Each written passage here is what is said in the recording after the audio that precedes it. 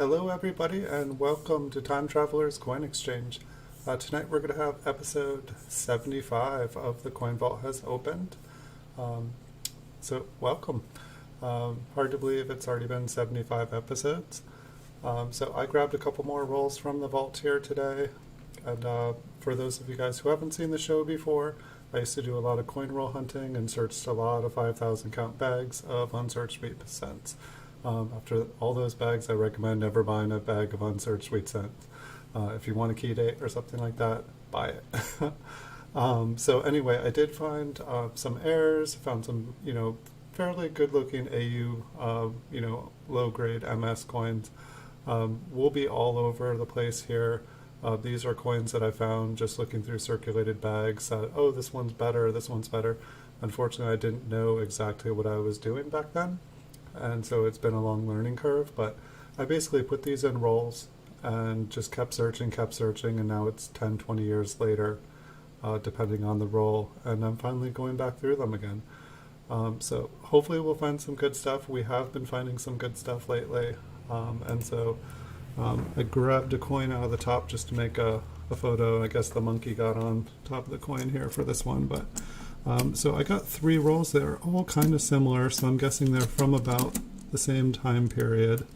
They appear to all be used rolls because they all have like this one I was excited, it was like 1909 VDB. And wouldn't that be nice to have a nice whole roll of 1909 VDBs? I thought I'd found my roll of 1909 VDBs. But alas, the top coin was not a 1909. However, looking at this one, I didn't even take enough time to look at it. It might be, it's got pretty nice details for 1920. Obviously it's not a mint state here. It does have nice details on it though. We still have the wheat ear lines. It doesn't look like it's been cleaned, or all that stuff probably would be gone from it. Doesn't have a mint mark for us to check, but we can kind of look here and see if this is damage or possibly a lamination error. I'm a little up in the air about it, but looking at it closer, I would say it's a lamination error. It's just all zigzagged. It looks like a little bit of it kind of peeled. Normally if you get a scratch, it's just going to be like a nice kind of like straight scratch. It's not going to like zigzag back and forth. So not a bad looking coin. Not the most interesting looking lamination error. I mean, it definitely made me say, is it damage or is it a lamination error? But kind of like a lightning bolt to his chest there. Sorry, Lincoln. So it's been a pretty good day here. It's definitely been eventful. Just can't seem to slow down on eBay. Definitely realizing that it's basically, auctions are definitely like a form of addiction, and you got to be careful. I keep buying more and more, and I need to slow down. But it's hard. It's like I just started buying nickels and dimes and quarters, and half dollars and silver dollars. Mainly Ikes so far.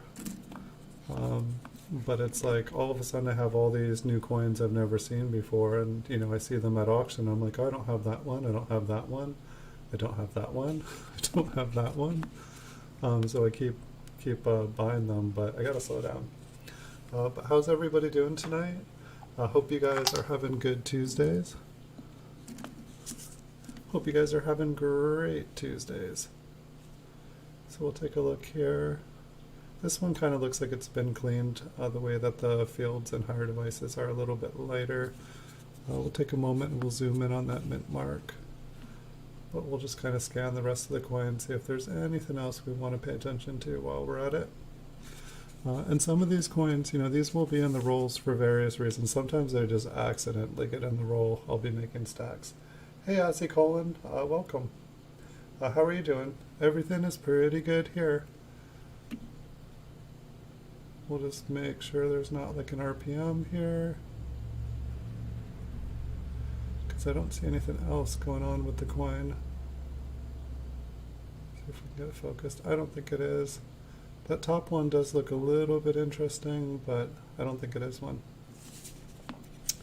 You know, if I'm going to pull something out because it's an RPM, I want it to be, you know, like, wow, look at that. That's cool.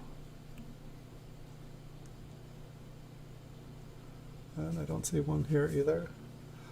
So yeah, we listed a lot of coins as well as bought a lot of coins. I think I got about 25 coins up today. Almost every single one, like I think the first 20 something that we put up were all dimes. I just got some large boxes of dimes that I got in bulk. Just ordered every one that someone had. Then I ordered every one that someone else had. Ooh, look at all the scratches. Almost makes me think there was something about this coin that made me pull it, because it definitely wasn't the back.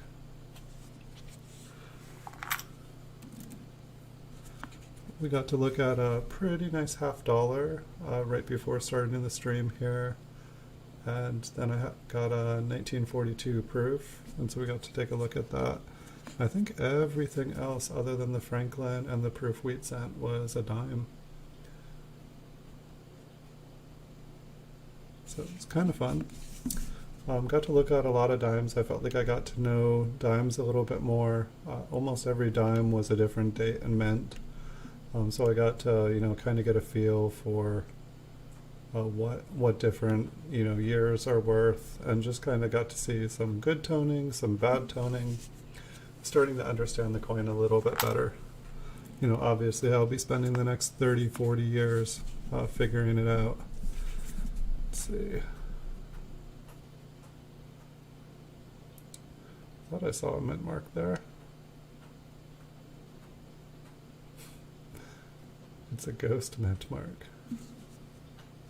Maybe it was just like a little piece of little dark spot. But yeah, I pulled 3 rolls out. There are all these kind of little white ones. So the coins are probably going to get backed up as I'm putting them in. But the roll's not going to roll off my desk. So this is good.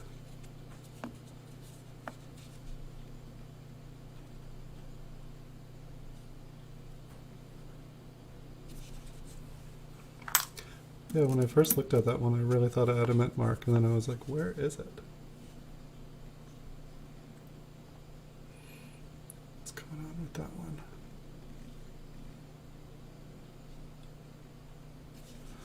All right, we'll flip it up. We'll definitely look at the mint mark. Huh, are those like huge die scratches? Do I need to focus better here?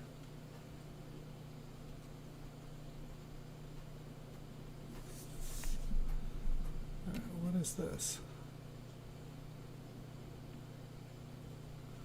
I know it doesn't look that. I think it's a die scratch. I think it might be raised up. And then on this one, it looked like there were some huge ones. Let me move this off to the side.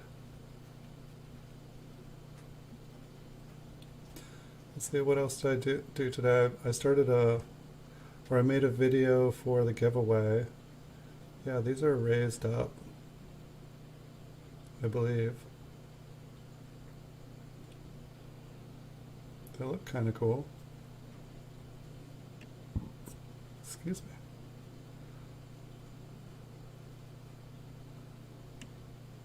Well, those are different. I mean, I believe they are. I don't know, now that one's looking like it's going into the coin. Maybe I'm just like following scratch. Alright, well, let's check out the mint mark. Oh, we got an RPM.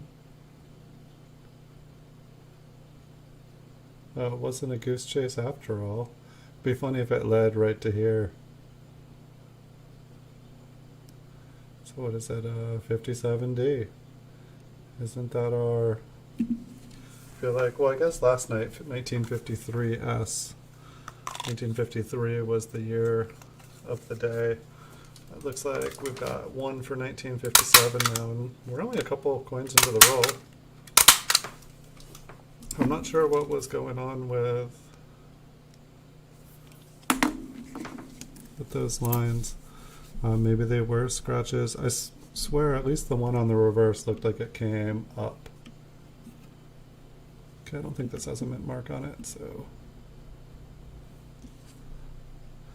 we shall zoom out. It's like I wish I could just stay all the way in. If I can stop bidding on stuff, what I need to do is just start bidding on microscopes so I can get a second microscope. So it looks like this one is just a little bit better than average. Circulated 1954. Nothing super special here. I need to bid on microscopes so that like another microscope comes in the mail, and you know, when we find something cool, I can just pop it under there. And what is going on here? This is just like little glue or tape spots. I might have to zoom in to figure it out. It almost looked like just like weird lamination that was toning, but that seems like it would probably be tape or glue or something.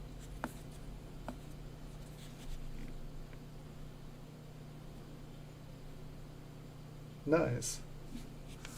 A nice fresh coin with die chips and die cracks. That sounds awesome. I think that this is good. I really have barely even seen, I've barely even really seen any 2020 coins.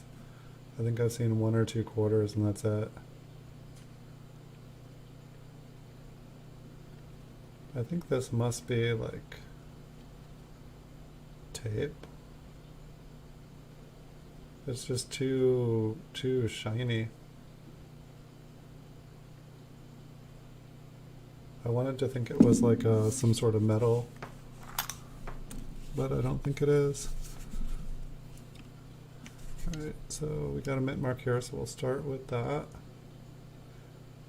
Just seems like it makes sense when we're all zoomed in. This doesn't look like a 50. Yeah, this is a 30. Starting to be able to like recognize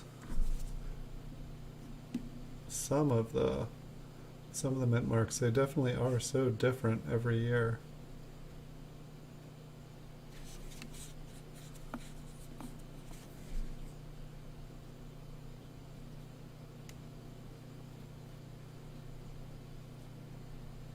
Nothing really to see here.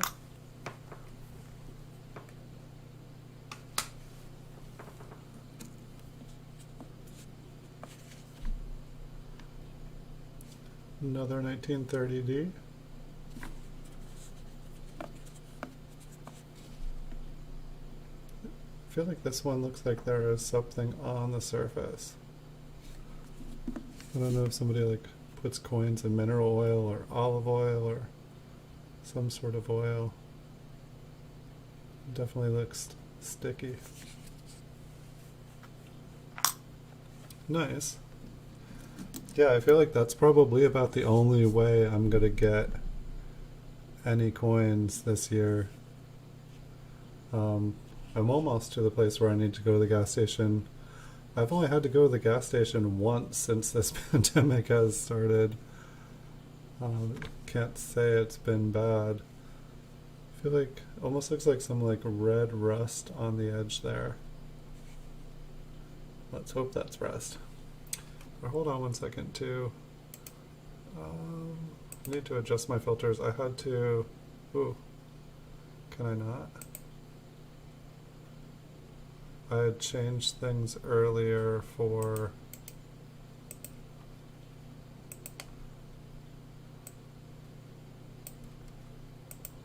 I just noticed I was all like sparkly and phasing in and out just a little bit, like it looked like I was kind of max headroom or something. And I don't think you guys need me twitching in and out of, or phasing in and out of reality. Unless you guys want me to, and then I can set it back. Looks like a lot of machine damage on this one. I do find to the east, or like on the eastern side there like almost looks like there's little bits of something, but I don't think we have anything there.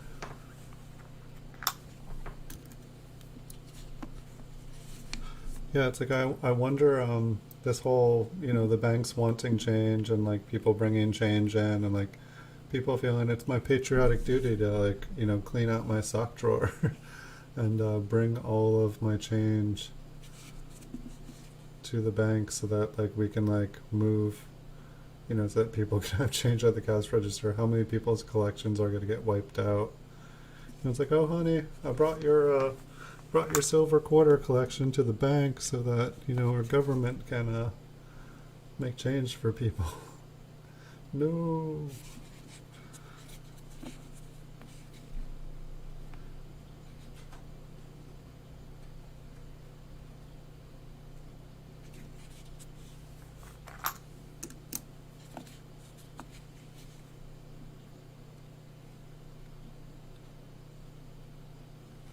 Hopefully we'll find some cool ones tonight. Either that or we'll find some really nice. I'd like to find like a roll from like these roll hunting days where it's just a whole bunch of really nice old coins in really good condition. It's like I'd like to think that, going through all these coins, I pulled out a few really nice high grade old coins.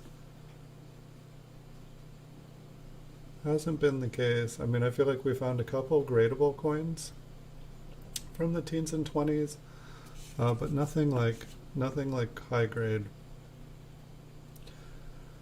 I'm guessing like none of the gradable coins that we've pulled out of these rolls so far have been worth more than $50. I don't really know the prices on errors, so it's possible we found some errors that were worth the money. But nobody in the stream has been like, oh my gosh, you found $1 million. So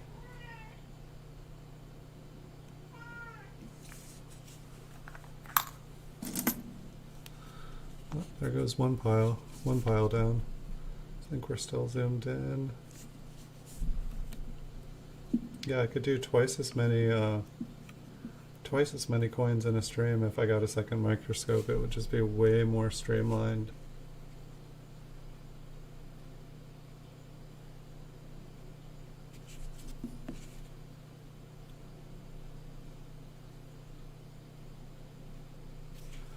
One of these days, it will happen.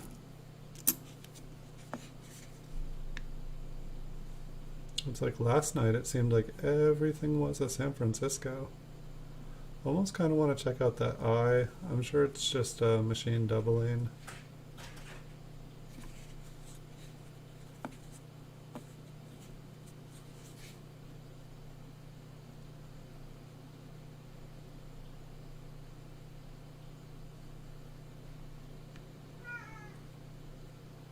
Hello, I love cookies. I hope you have a good night.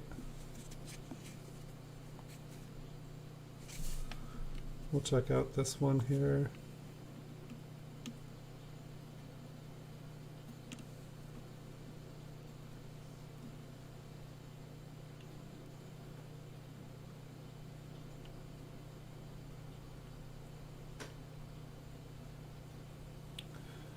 Yeah, I don't know.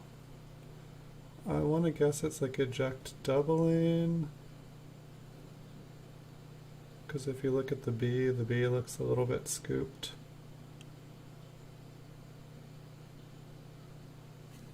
Maybe we'll check out the...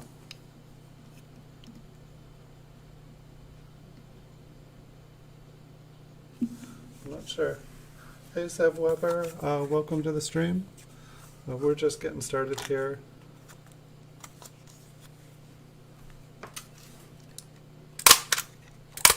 Yeah, I don't know what was going on with that eye. I will flip it just so I can keep it on my radar. That's not. Oh, I thought it said 31S on it. Nope. Alright, so yeah, I guess we should check out the mint mark while we're up close, even though it looks like a ball of metal.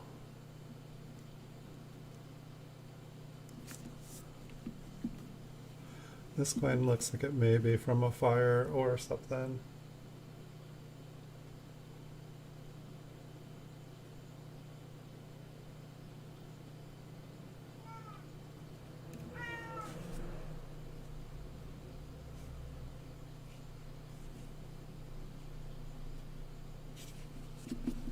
Kind of got a purple indented look here.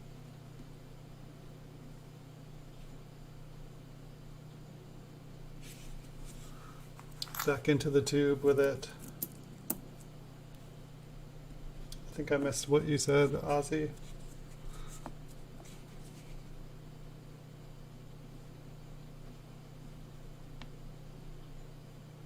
A little bit of rim damage there.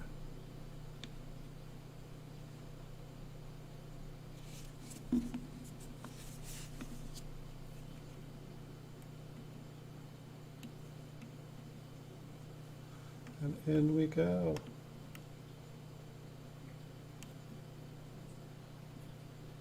It'd be fun if I could get some sort of graphics so that like every time we zoomed in it like, you know, made like a spiraling vortex or something like that. Instead of everything just getting all fuzzy, it could be like we're like traveling through time and space.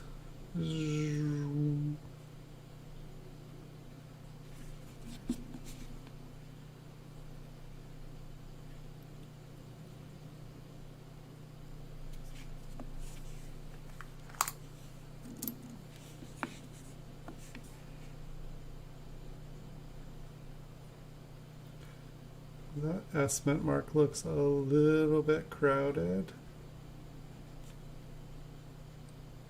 That T looks a little bit interesting.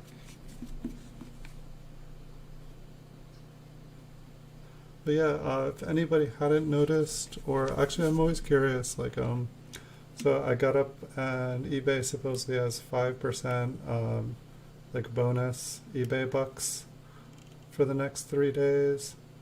So I was just curious if everybody else got the same notice as I did, or if they like specifically send eBay like bonuses out to people.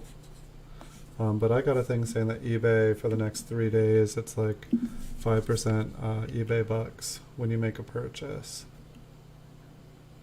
So if you guys have had anything in your watch, you know, in your carts or something, you know, just waiting for something like that to happen and you haven't logged in today, I believe it's everybody. Yeah, I flipped that one over.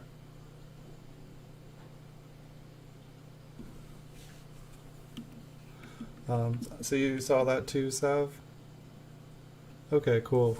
Because it always seems like it's always whenever I have like basically spent my last dollar, basically like they send me this thing saying like 5%, and I'm like, how is this every time I like, you know, spend every single penny I have, and it's almost to me it's like they're like they know when I've spent my last dollar, and they're like, maybe he's hiding some in his sock drawer. Maybe he's got more. Can we get more money? Can we get him to come back and spend more money?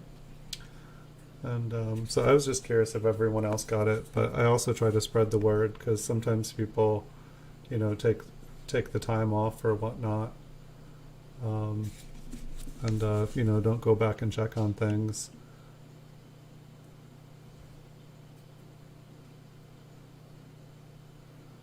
It's like here we have another one that looks kind of interesting here.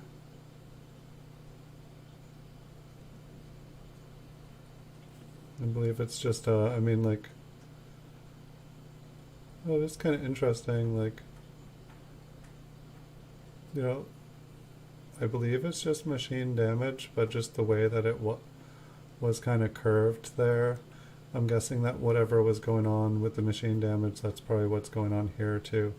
It almost looks like the 9 is like it moved a little bit. Like it moved, clockwise or something, like just kind of spinning.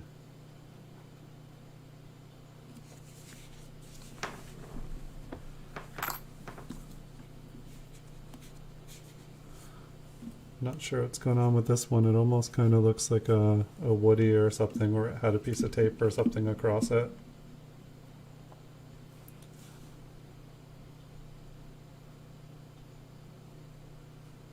But a pretty cool effect regardless, except for it looks like something Kind of looks like something sticky was sitting right there.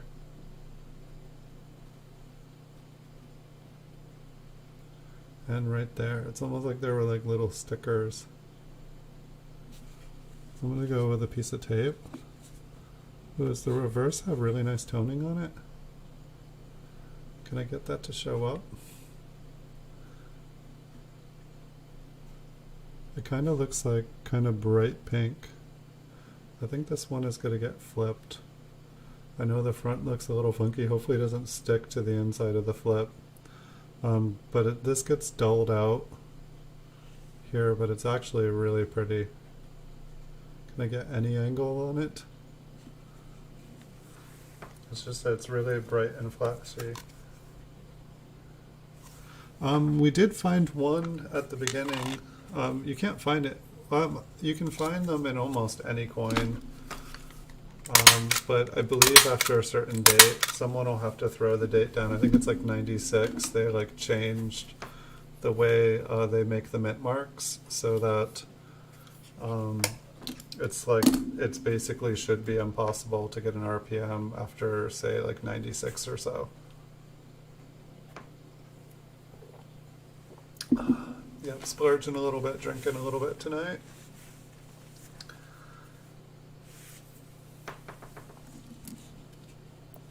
Hopefully we will find some more RPMs tonight. I think we found like 5 of them last night. At least 4, and maybe one that was like just kind of like or maybe it was that it was like super damaged.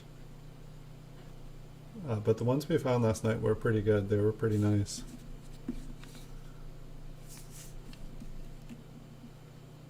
I would definitely take one really good one over like 3 or 4 like kind of shrugs.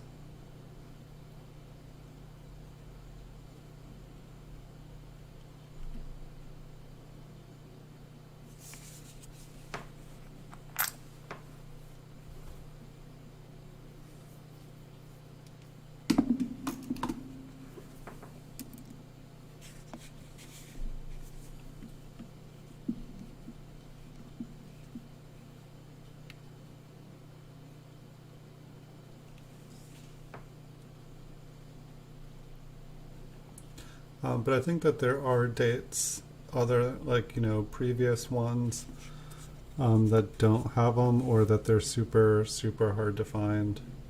And then there's also ones that nobody's ever found before. So it's like there's no complete listing. Like Chocolate Copper Coins, he's working really hard to make it complete. I definitely recommend coppercoins.com and Variety Vesta. For information and pictures and trying to learn how to identify RPMs.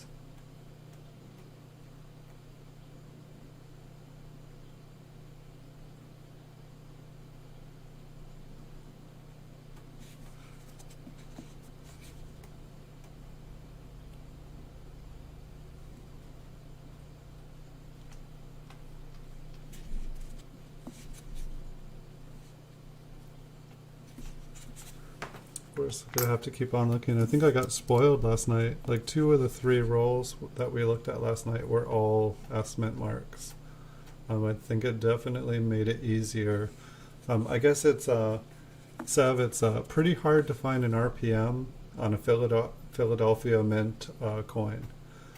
I guess I didn't think about it that way because there's no mint mark on the Phillies. You'll have a really hard time finding a repunch mint mark on a Philadelphia minted coin.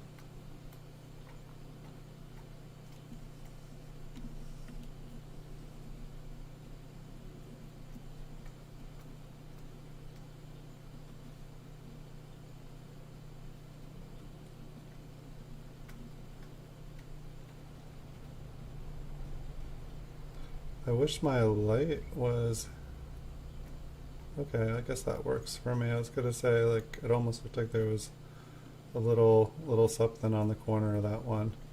But anyway, it's a pretty coin. I think it's only a 52S or a 52D, but it's still a nice coin from coming from circulation. Chuck is. I hope he has a nice smooth move. I think he's moving houses right now. And I think Jessica had an auction tonight. I missed it. I felt bad about that. I wanted to go check it out. But she also did like a really cool. I guess that Sav, if you check out Copper Coins, they have a YouTube channel. Probably everyone knows what it is, but Jessica last week she did basically how to identify RPMs and how to use the Copper Coins website to identify them, and it's really really really helpful. Because you can get to the point where you can find them, but then you're trying to go and identify them, and it's like you want to, if someone else has already taken the time to identify them and number them, you want to find out which one you found. And she definitely looked like she did a really good job making it easier. Okay, that's a hair. I was like, what's going on with that one? We will just leave it there. I don't think that hair is going to do any more harm. And if I leave it there, probably we won't see it on the next coin. But yeah, Chuck is really awesome. I hope he has a really smooth move, and I hope he's back on here sooner than later. And I just got a package from him. I was I was messing around. I was just trying to support the channel and throw in bids down, and I came back because I'd been away, and I just typed 20. I didn't even know what I was bidding on. It was an auction. I shouldn't say this, but yeah, so I won it. And then I was like, wait, what did I win? And it looks like I got a roll of BU 1958 Ps. So we won't be finding any RPMs in there, but they look really nice. I haven't opened them yet. They're sitting here, and hopefully they're nice. I didn't even look. I'd thrown down a couple. I was trying to figure out how to use the super chat, and so I threw down a super chat on his thing, and then I was throwing bids down just because I think he's awesome. Yeah, I need a second microscope. We can look at more coins if I can get a second one. I mean, all you really need is, if you're just doing this at your house, Sav, yes, we want early proofs. Welcome, Andrew. Hello. But all you need is a small, if you have good eyesight, you don't even need one, but a very, very, very small loop.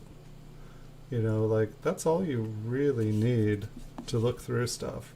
Most stuff you'll probably be able to see with the naked eye, and then the loop just kind of helps you verify, just helps you look at it just a little bit closer. It looks like somebody posted another 1936 proof today, Andrew. It might have been a reposting. I just noticed it. I was like, wait, is that the toned one again? I was like, oh, maybe I'll get a second go at this. But it looked like it was, I believe it was a new one. I think it priced out at about $800. But I was excited. I don't think I got any early proofs today. I got one in the mail, a 42, and I posted it right before I started the stream here. Not any better necessarily than my other 42s. I think it was a proof 63 red.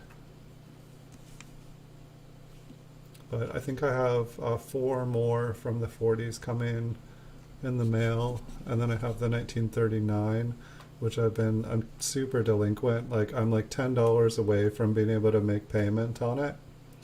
I've just been waiting all day for one more sale, and then I'll be able to pay for the 1939 proof 66 that I got.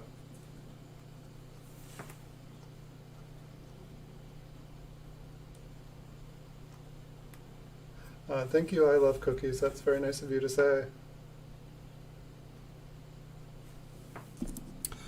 You should. You definitely should, Andrew. I've been having a lot of fun. I'm trying to buy out nickels, dimes, quarters, half dollars, dollars, everything now, but I don't think I will ever be able to do. I think that there's enough, out there. But, I listed probably about 50 small cent coins this week, and I had 4 sales now, I think.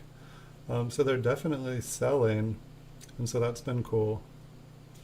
And so I'm just going to need to keep... Did I look at this one yet?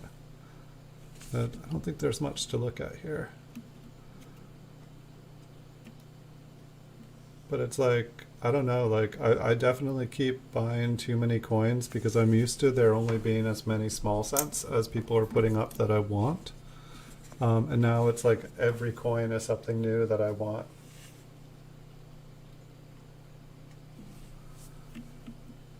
Yeah, it was really interesting when I got the... I think I already have a proof. I think I already have one at proof 66.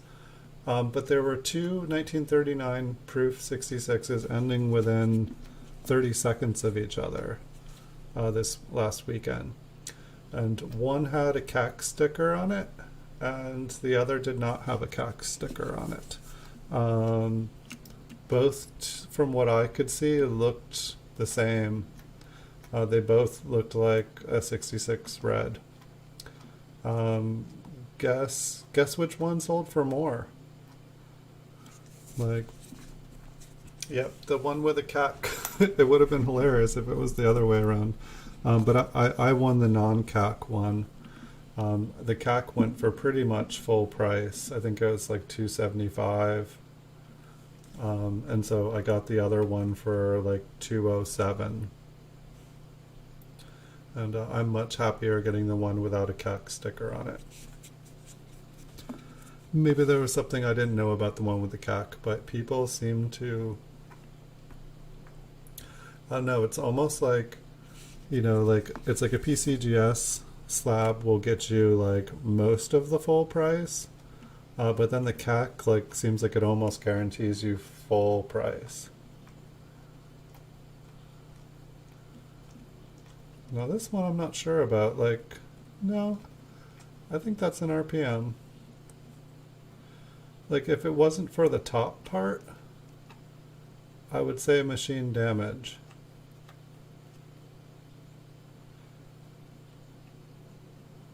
But I mean, like the top part is definitely sticking as tall as the coin. It like splits. But it's a different kind of split. Is this a 53? Alright, so we are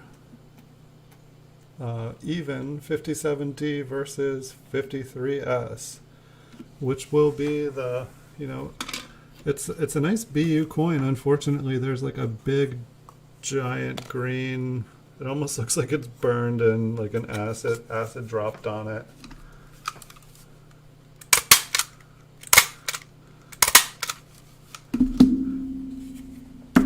Ouch. I can't remember. I think I got a couple early proof non small cents as well. I just can't remember.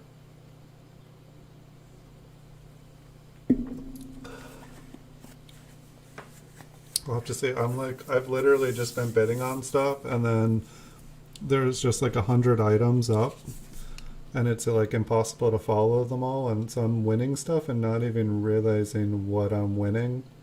It's like only when I'm going to like pay for stuff, I'm like, oh, I won this, cool. Oh, I won this, cool. It's just kind of been like a frenzy. And it's kind of at the point, I think that there's like over 100 packages in the mail right now. That's just kind of one of those. So when I'm going to the post office, I've just been coming home and trying to list it as fast as I can, because I don't know, when this whole pandemic started, there was like 6-7 weeks where I couldn't list anything, and just like literally there was a mountain of stuff. And I don't want that to happen. I don't ever want to get like a giant mountain of stuff again. Hey, Coin Collecting with Tyler, welcome. Welcome, welcome, welcome.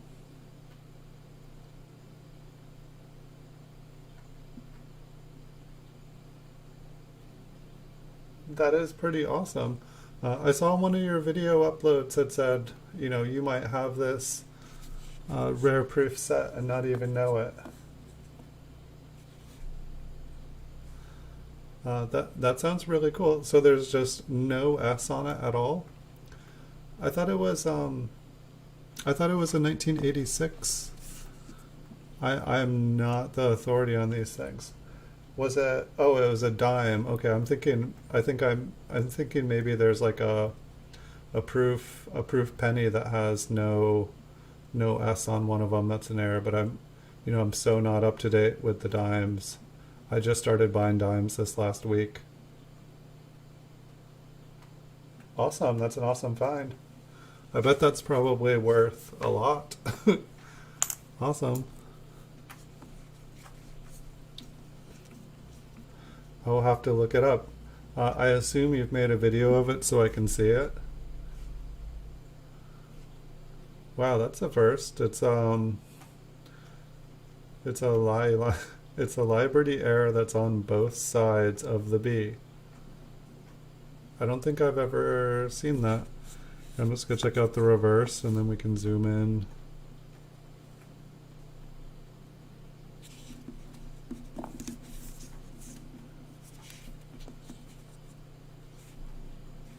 $1,000. Awesome. Tyler's got a college fund.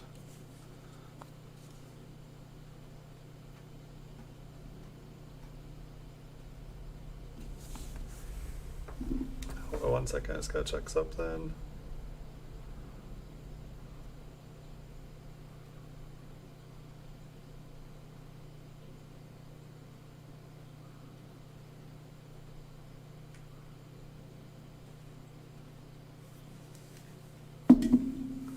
Alright, so that was a Liberty. A no S. That sounds awesome. Now I'm gonna have to check it out. What's your plan? Are you gonna do a giveaway for it, Tyler? Where do I sign up?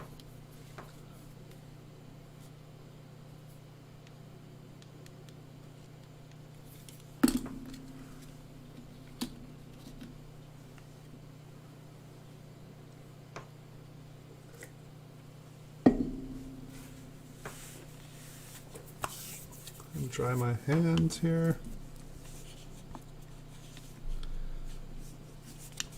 Guess we should go right up. Yeah, some of these coins just look wet. I don't know what happened to them. It wasn't me. It wasn't me. Was there a thing to doing this to coins? Is this a natural process? Was this like a way to like protect your coins the way they are and they'll forever be like this?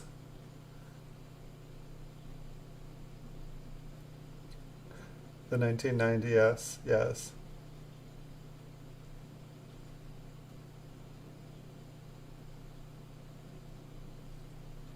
Have a good night. I love cookies. Thanks for stopping by the channel.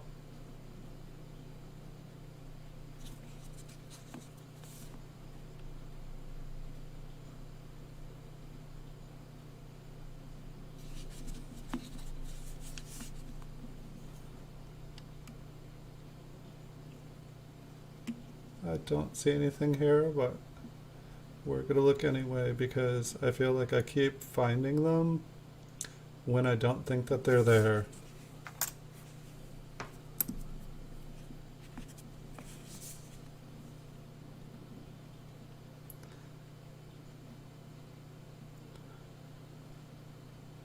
It kind of makes me want to buy a bunch of 1990 proof cellos, like a rolls of them.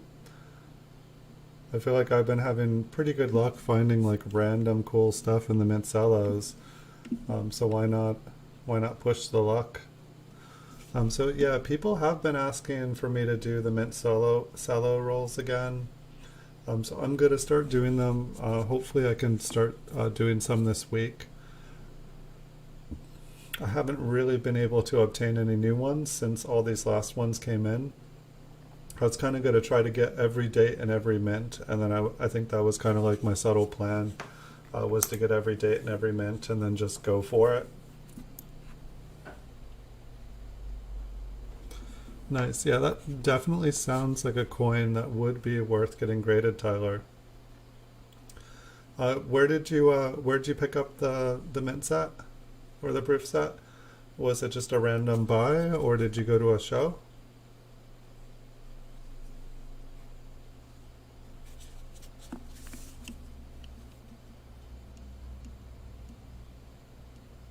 I don't even know why I assumed that there was obviously no mint mark. I was like, maybe a mint mark will like just magically appear, and I'll have a nice 1924 D.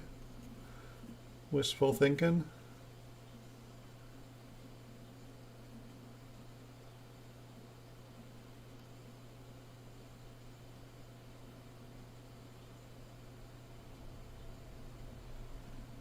This is not the 1949 we found last night, that's for sure. The 49 we found last night was much cooler. And this one we can't seem to focus on. What does interest me a little bit is like that little bit just to the left of it, or like if you can see like that little piece of metal that's kind of hovering up above the 4. That thing does interest me, not the machine damage.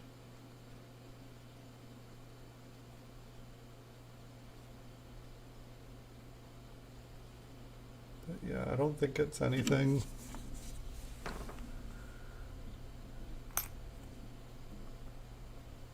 That's pretty awesome, Andrew. You're pretty much there. Yeah, it's kind of funny, like it's there are, like the 1909 SVDB, it's like I don't even think about it. It's like in my world it kind of doesn't even exist, and I don't know if that's fair. It's like there's like some coins that I feel like, I've just always imagined are out of my price range. And it's kind of weird because, then I'll see a 1909 VDB for like $700-800, it'll be damaged. But it's like, I'll see a 1955 double die, not a high grade one for like $500. And I'll be like, oh wow, I could pick one of those up. I could own one of those unattainable things, but I guess you just have to really, really want it.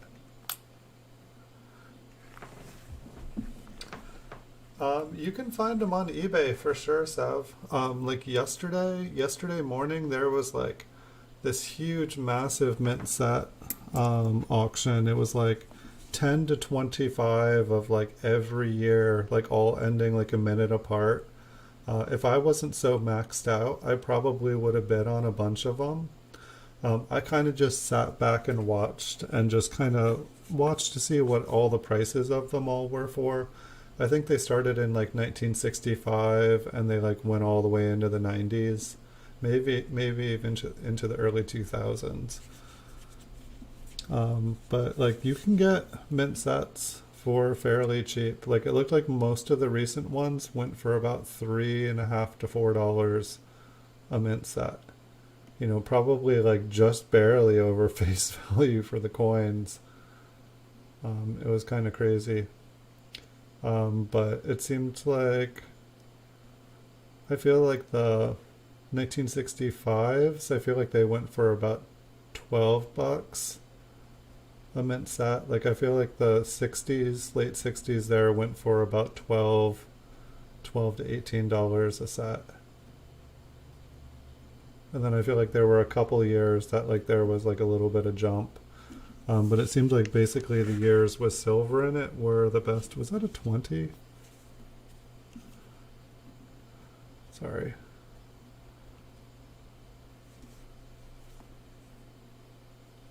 $20.60.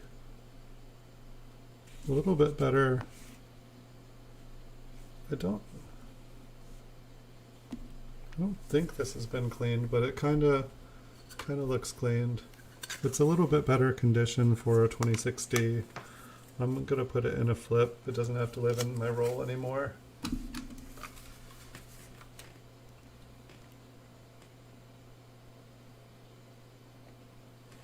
Right.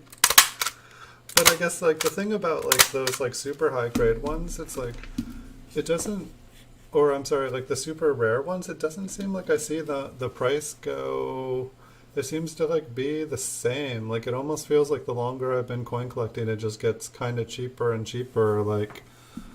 Um, like I just don't see. Maybe I'm missing. Maybe I'm not paying attention to the big numbers. But I almost feel like I don't see the prices of like, the super rare dates going up. It's more like I see like them kind of slowly coming down while, while other coins kind of like, I don't know. Like the coins that I feel like I see consistently are like just the ones that everyone needs for sets in the best grade. I don't know. I'm hoping that more people are going to get into proof sets. I've definitely put a lot of money into nice proof coins. And if they don't, I love the coins, so they have a happy home here. I try not to buy anything that I don't love, because if I don't love it, then it's, it's like when it's not it doesn't have a home.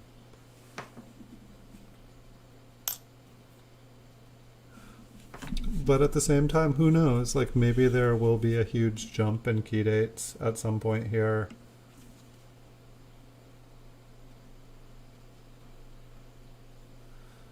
Does anyone have any guesses? I don't think zooming in on this is going to help.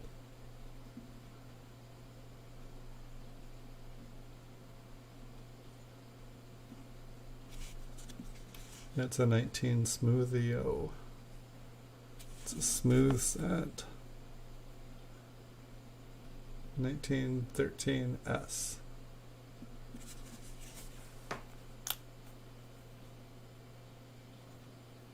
Yeah, proof slabs are definitely the cheapest coin.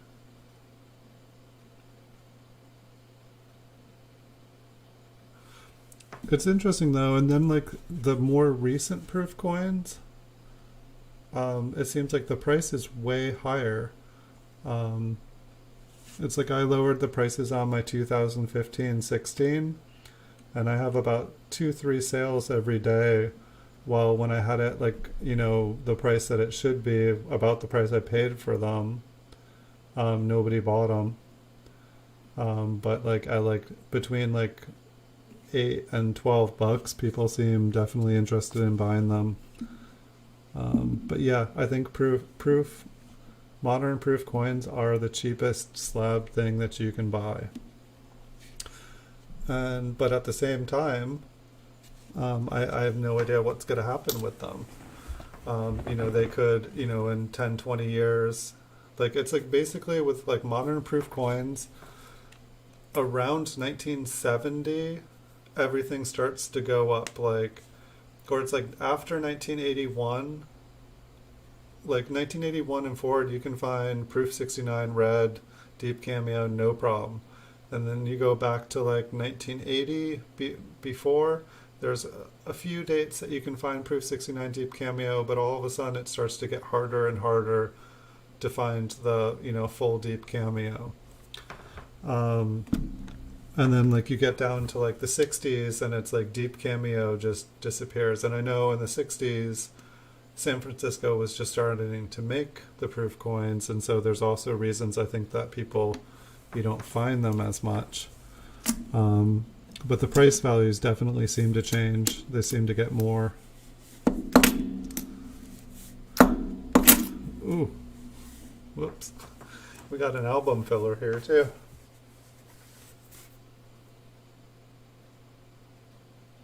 Yes. Modern proofs are a gateway to the 1936. All right, we'll start with this beauty here. It'll probably be an RPM, just because that's how our RPMs have been tonight. But yes, look at this. I believe this was glued onto something fibrous. But we will look past that and we will seek what it does have going for it.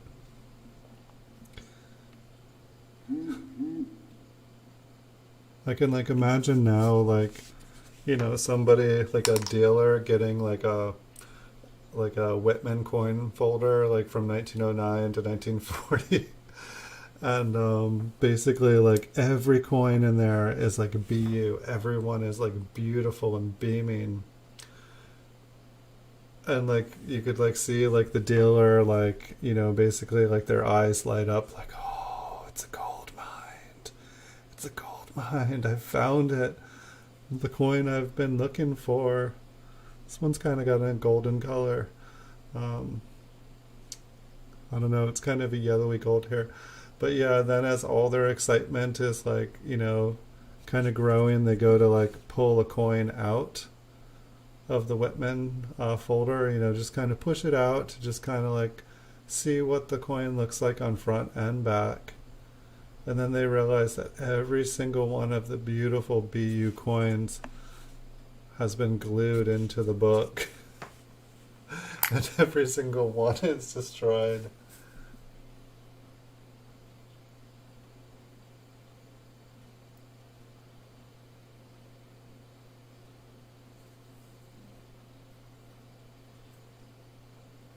It's like a barnacle.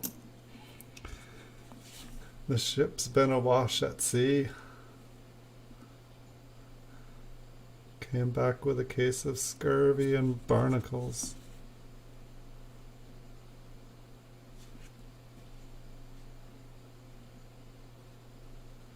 Yeah, some of these are just odd.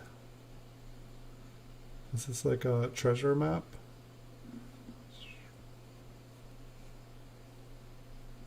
I don't know what happened to this one. It was like same with the last one. It's like we have someone's like science experiment coins here.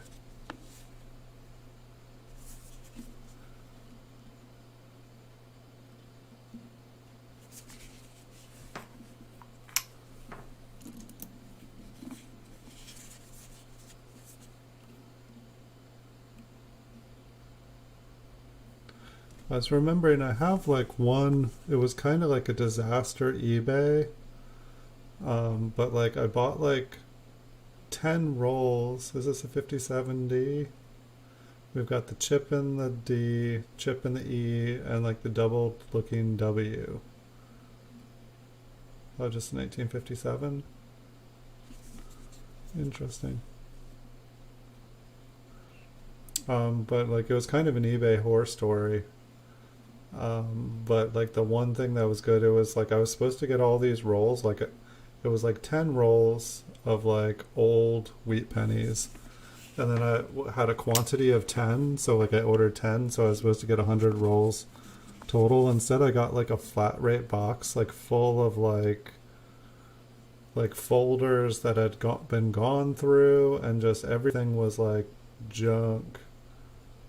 And then like there was like this one like a Danco or Das, I can't remember what the name, but it's like the brown book with like the sliders, and there was like one really nice collection in there. Everything else was like total junk. It was like I thought they had like shipped it just, you know, not only to not give me what I had ordered, just to like put weight in it and to get rid of all their junk. But there was one really nice set in it, and the person was just like, I don't know what happened, oops, keep everything. And so it was like disaster, like I thought I got ripped off, and then they were just like, keep it all, I don't care.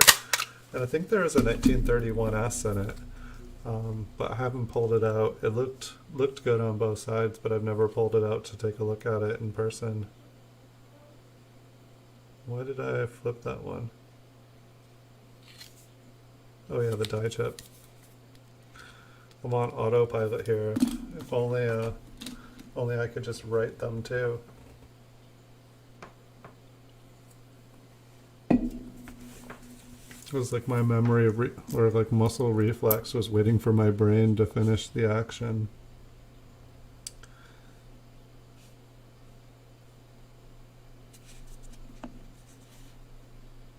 Alright, so we have one 1953 RPM and we've got a 57D RPM. So we're going to need to find at least one more to break the tie. So we've had 1957D have the most RPMs one night, and we've had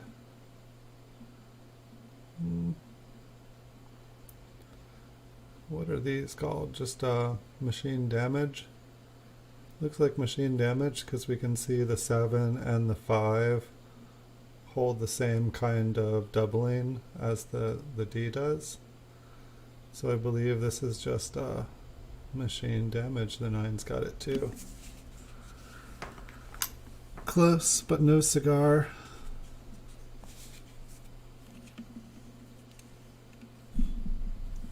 What roll was this? This roll has a 16 on it, so I believe at one point this was a roll of 1916.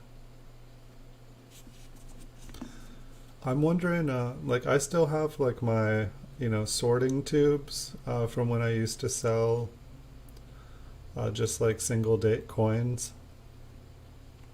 I've never searched those. I'm wondering what's in them. I generally kept they would be better than average coins, but I would, take out all the total culls out of them, but they probably wouldn't be my best.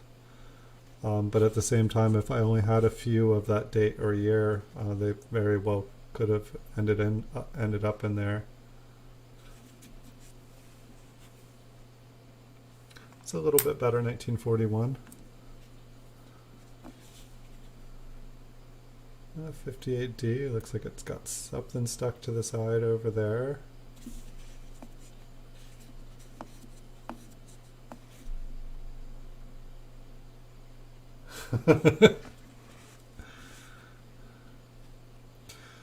Yeah, this whole COVID thing definitely made me. I mean, I guess you could get the bank boxes and then just put them in quarantine for a couple days. I don't think germs and bacteria and COVID, I don't think they like copper very much. I've heard that it can live on like metal surfaces, but I don't think that by the time they were in the rolls in the bank and stuff, unless the bank teller that gave it to you or like they had just been dropped off by a customer, it's probably fine. Do I want to be standing in a line with a bunch of people? No. If I was to like roll hunt, I feel like it's almost, like if I could have a Brinks truck come to a place and basically unload everything, it honestly might be worth, I think like they charge like $5 a box or something.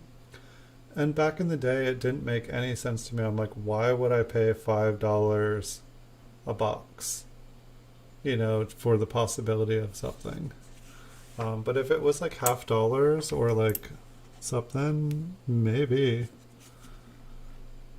Got a nice 1943. Some nice can't think of a nice way to put the rust.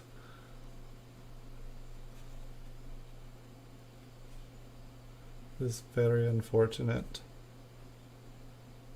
I mean, it kind of looks all mossy, like it kind of spider webbed or crystallized.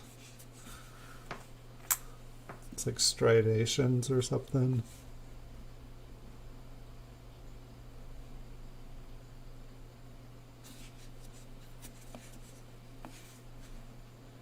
Yeah, a bunch of these ones just kind of not quite meeting the par here.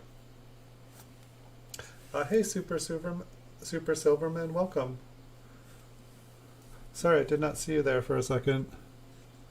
But welcome back. Good to see you. How are you doing?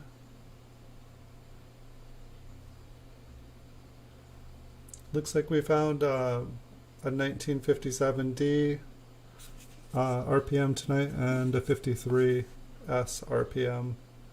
So we're going for some more. Hopefully we will find them. We just got to keep on looking.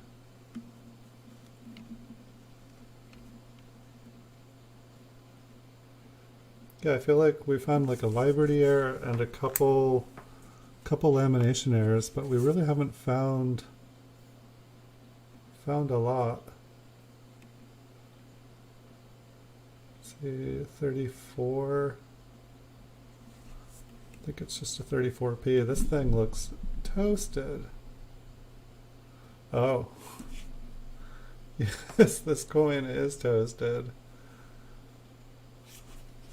I thought it was just really, really worn. I didn't realize that all the surface had literally been like rubbed and rearranged and re-smushed on it. This thing looks like it was turned to clay and sculpted.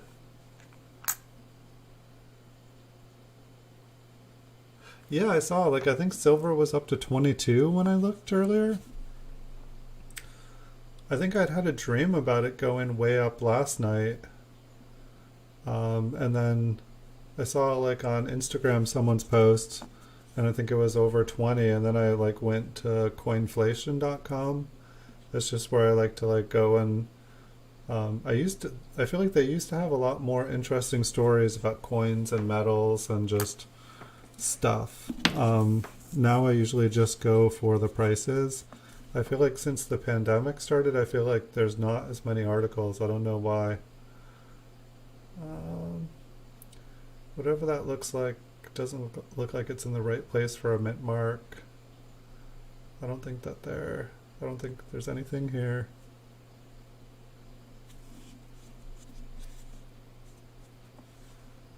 Yeah, I feel like I'm getting better at, definitely knowing when I'm finding one, and I'm getting better at spotting the things that aren't. I definitely need to, there's definitely still ones that confuse me a little bit, but I'm definitely feeling more confident when I find a nice one, that is for sure. And I've definitely had some help. I've had some nice people here, kind of like telling me what things are, so then I can identify them and know exactly what they are.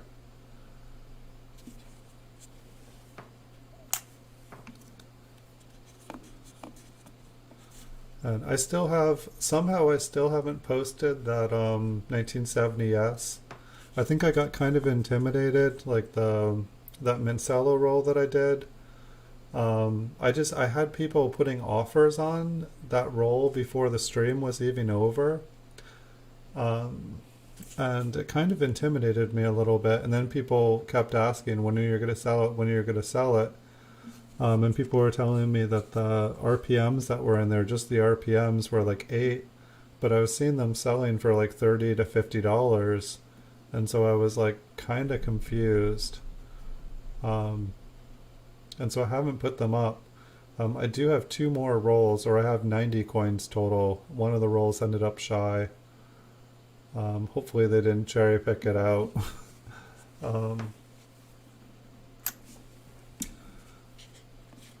But yeah, I have all of the Mancello packages organized. I just need to basically start going through them, start doing shows, making videos.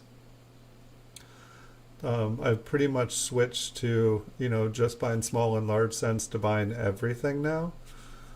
And so all of a sudden my life has become, I've gone from like, if like you count a category on eBay as a job, which basically the small and large cent categories, that took up all my time. So it's like now I have like 4 or 5 more full-time jobs. And I've literally been doing like 12 hours a day on eBay.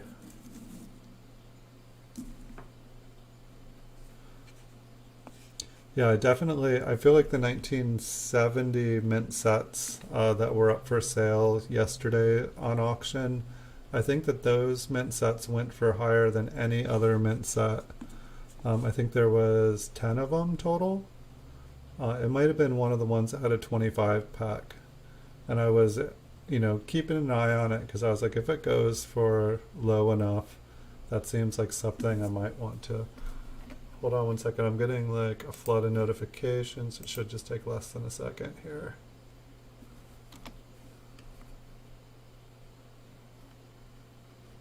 Okay, I'm good. I just sometimes, like when I'm on here more than an hour and I'm away from eBay, I come back and it's just like all of a sudden insanity, or like someone's trying to check out and they want an invoice. It looks like everything is resolved. You know, it's like when people are making offers, I don't want to leave them waiting too long.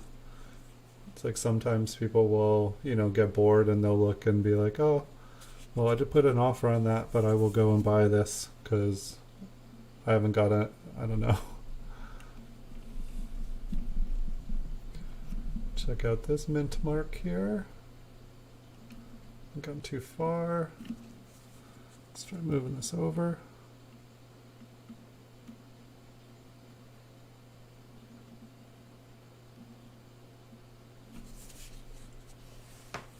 But thinking about getting a second camera, more than thinking about, like I need to just, you know, commit to it. I need to pay off my cart on eBay before I can buy one. That's basically the only thing stopping me. It's just, you know, like, it's like this is fun. It's like I have business and fun, like making the PCGS graded videos. That is, you know, that's my business. They've helped my sales go up on eBay like 400% since I started making those videos. So that's my business, and this is fun. And so like I don't need a second microscope for my business, but I need a second microscope for my fun. And so it's like the predicament of like, okay, I could spend more money, I could spend my business money on more coins, which then I can, you know, make more videos with and, you know, sell and, you know, be able to buy more coins in the future. It's kind of one of those catch-22s.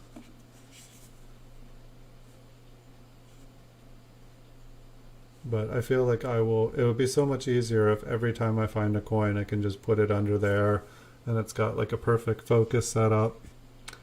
It's like I almost wonder if they're, like I think this one goes up to 230 magnification. And I don't know what the best microscopes do. But it's like, I guess if I could get one that could go beyond 230,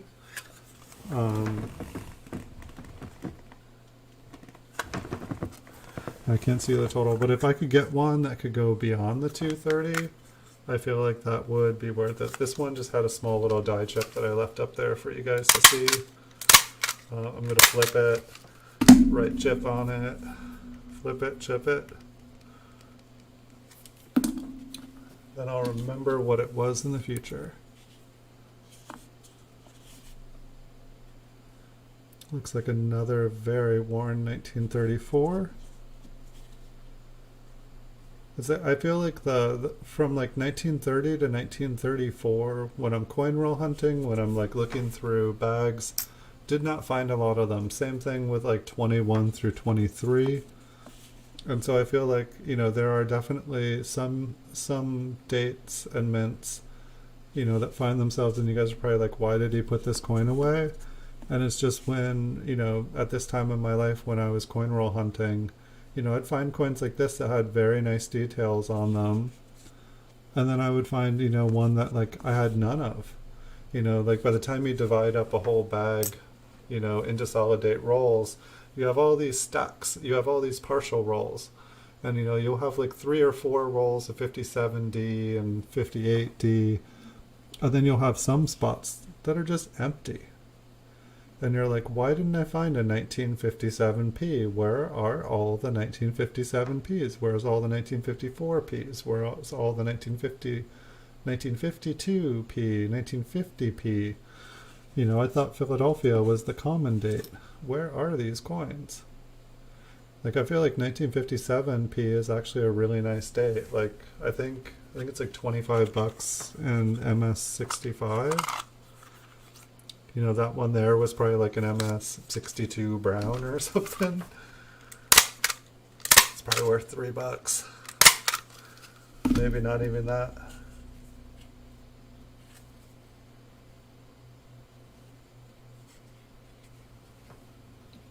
The Mustcam 5 megapixel.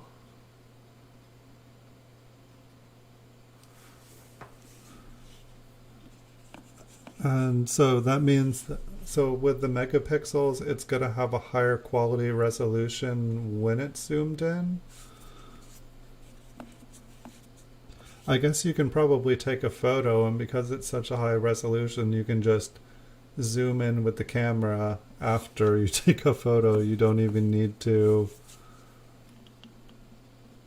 zoom in while you do it. I never even thought about it that way.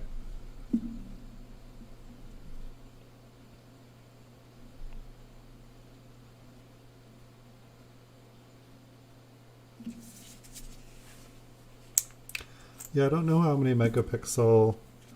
I'm guessing if mine is a megapixel, it's probably like 1 megapixel. Like this, this microscope is old. I think it's 10 to 12 years old now.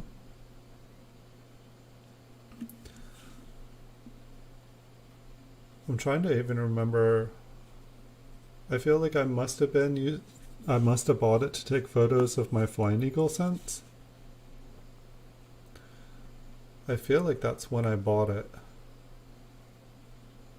So maybe like 10 years ago. Because I don't even think I was using it for my coin roll hunting days.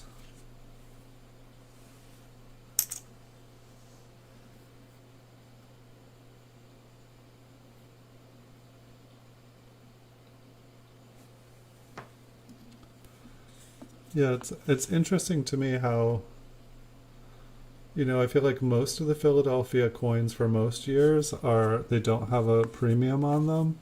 And then there's just a few that I guess like the Philadelphia Mint must have like ramped down production, or like production got shifted, or just something happened where they made much less. And then I guess like some years they could have probably had like really bad quality, so it's not that there aren't a lot of them out there, just the quality of them was horrible. Let's bring these closer. I don't need to reach so far.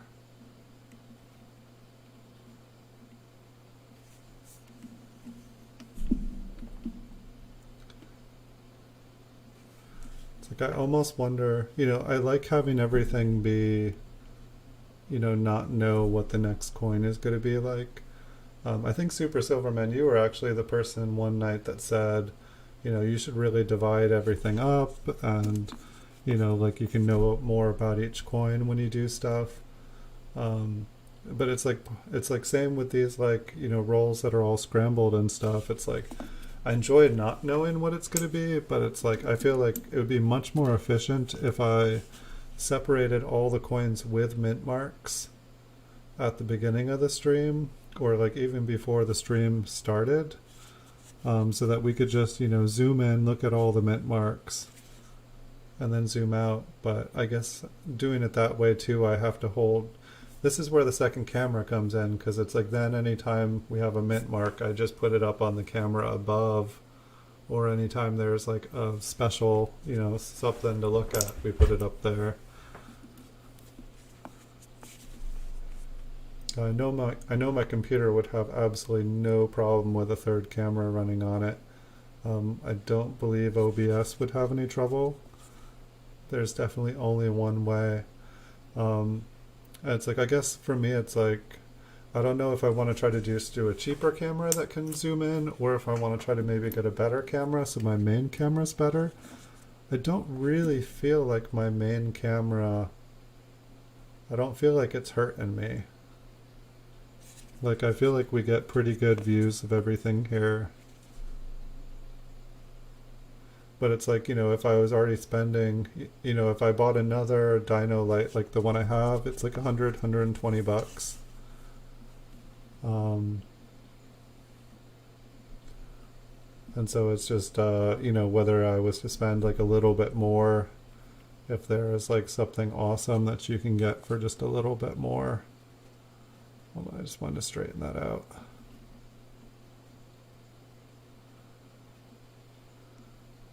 What is going on here? I guess it could be a little bit of debris from up there.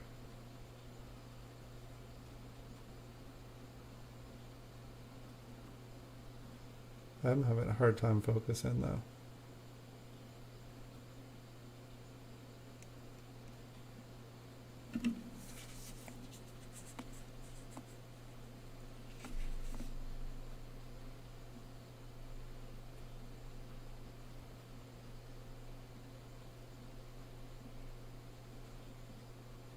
second angle that is less zoomed in so we can see the progress going through the roll.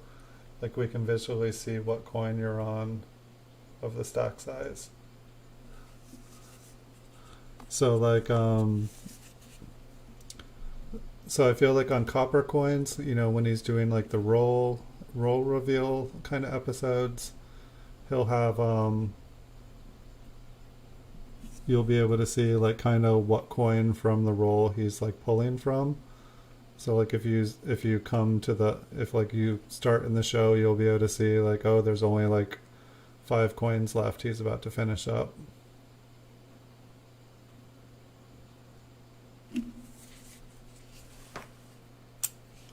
Only like 40-50 bucks. That's the price of a coin right there.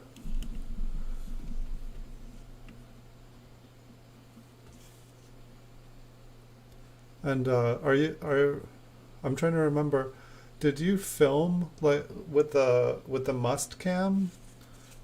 Does it go digitally to your computer, or were you filming like a little LCD screen?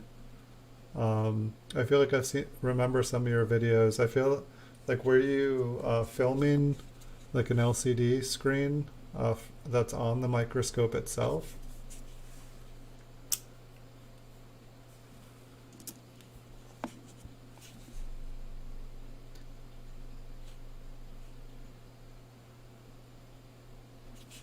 We could get a 4th camera too. We go nuts. We could I could have another camera like with like a Wi-Fi connection from the beach and have like live beach behind us. We could do the works here. Get nice ocean sounds.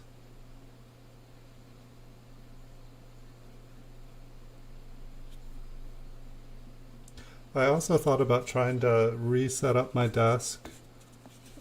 So I mean, it's like, I feel like you guys can see my head, but it's like if I had it out a little bit more, you guys could I could probably get it to where you guys could see the coins that I'm working with at the same time.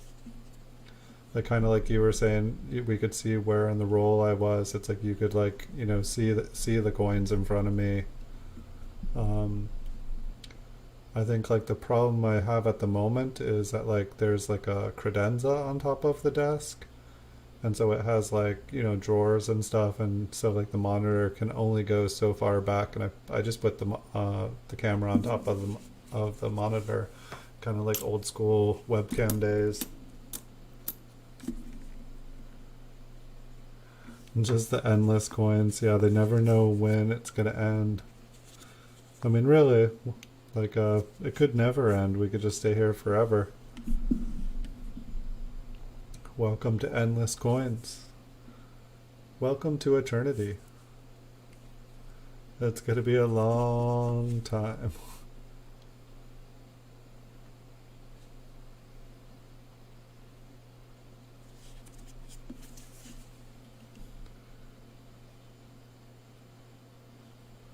If you don't know how many more coins are there, you don't know when it's time to get ready to leave. You just have to stay.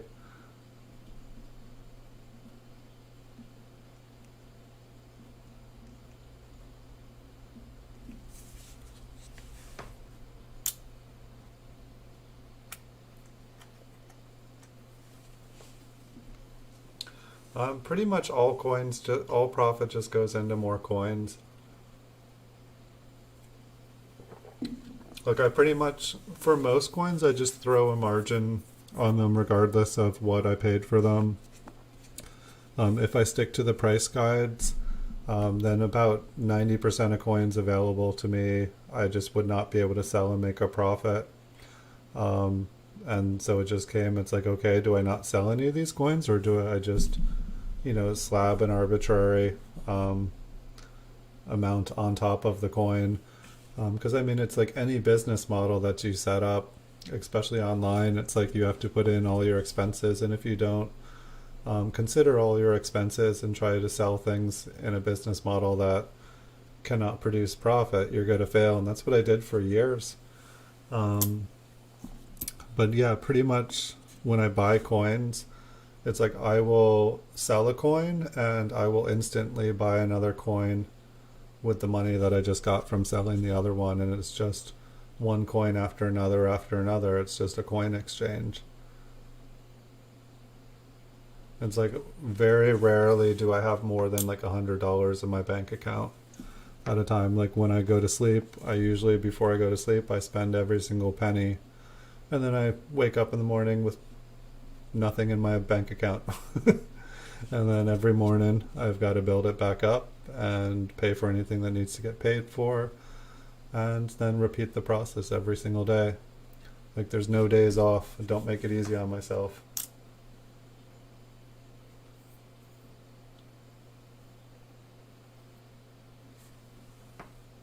Yes, we are getting close, Andrew. But I do have another roll here, so don't you worry, it's not going to end yet. We'll take a closer look at that one there. I feel like 35S's are hard. I just feel like they're really thick. I mean, it's like really like, I feel like you have to have them in like mint state to tell if there's anything going on in them. They all just look like flat and smashed together.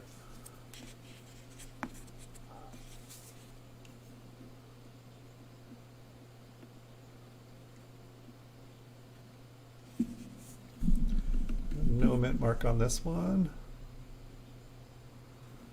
Does look like maybe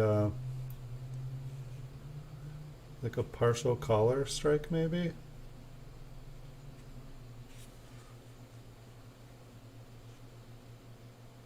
It's like the rim goes in, probably the reverse will be the same. Yep. And a little bit of toning to go with it. Is it actually photogenic here? See if we can get it to dance in the light a little bit.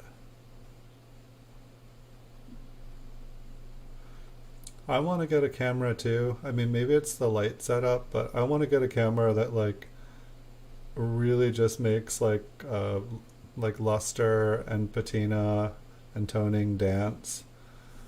Like I don't know, I'd like to see a video of like, do you like toned coins? This is the camera you need to buy. Always trying to figure out how to take beautiful pictures of toned coins? Look no further. This camera will give you the most beautiful, beautiful coinography ever.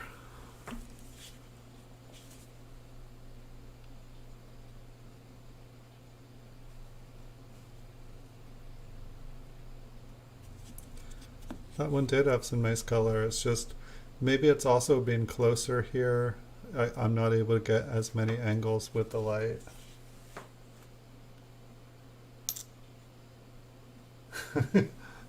Okay.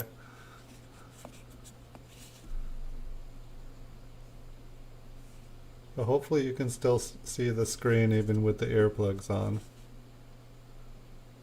You got me wondering what you're doing.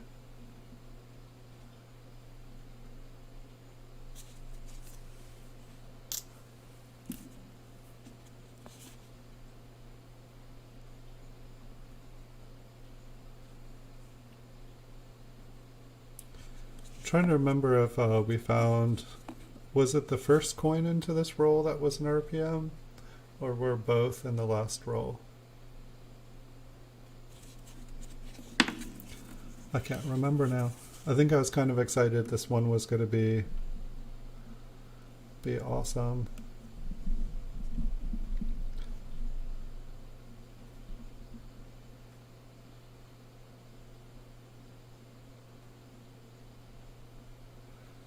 I feel like something else that I need is like one of those, like, I feel like I see people with these like tiny little, like, I don't know, maybe it's just a toothpick, but they kind of like explore the surfaces of the coin and kind of like pick around. He's drilling the vault. I was wondering what that sound is. Like the neighbors have just been crazy, so I figured it was them again.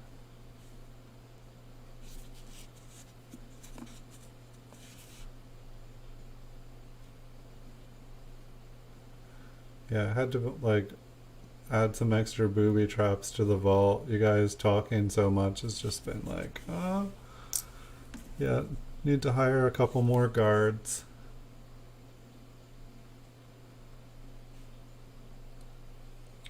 Thinking about maybe seeing if Blackwater was up to it.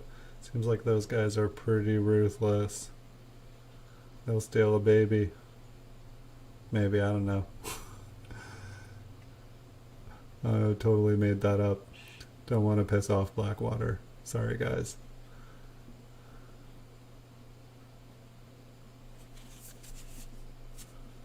Looks like this one has some toning on it.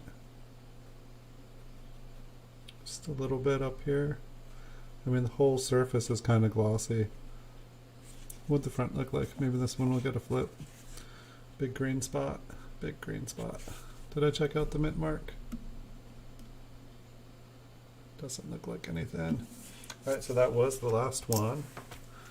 We've got a few in that roll.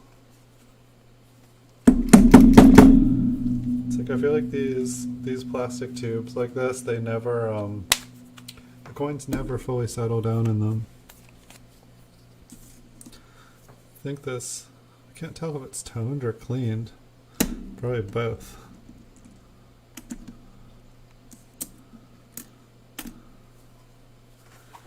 Alright, 1 second. Oops.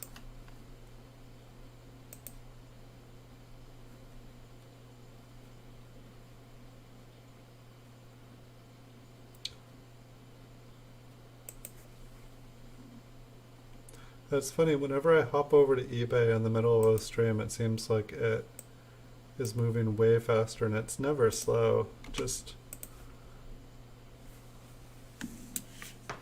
when I'm doing a stream. Just wanted to reply to an offer someone had sent.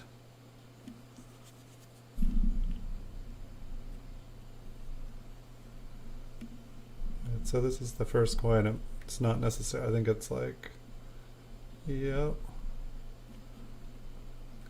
I think that this is an RPM. That's funny. Like, I mean, I made 4 stacks, so the top coin is the farthest stack in the back. So this was probably like 7th or 6th to the bottom. Just this is the way the roll cut, like a deck of cards. It's kind of funny. I'll take them odds. So yeah, that looks like the top serif is split. I'm not so sure about the bottom there, but the top looks split. And we got a 58. So now we have a 3-way tie for 53, 57, and 58. We're going to have to break that tie. I wasn't expecting it to become a 3-way. I mean, we've got some rim damage. We've got a flattened 8. Oh, we do have toning on the reverse. We have like a toned, damaged RPM with a little bit of environmental damage, a little bit of scratch, a little bit of green fuzz, a little bit of everything here. Not too bad. I guess that other, was it the 53S? That was really nice. That one had like a big, hold on. There we go. I feel like my camera likes my chair more. It focuses right in when it's in my chair. When like it's chair stream, it's like, there we go. All right, so what was that, 58D RPM? So we got 3 of them now. Who knows, maybe this will be a whole roll. Maybe this was like, I think it's an RPM roll.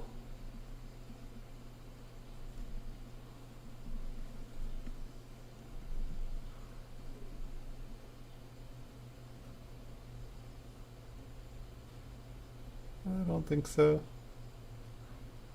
41. Looks like that 4 has a tiny little bit extra. Nothing like the one.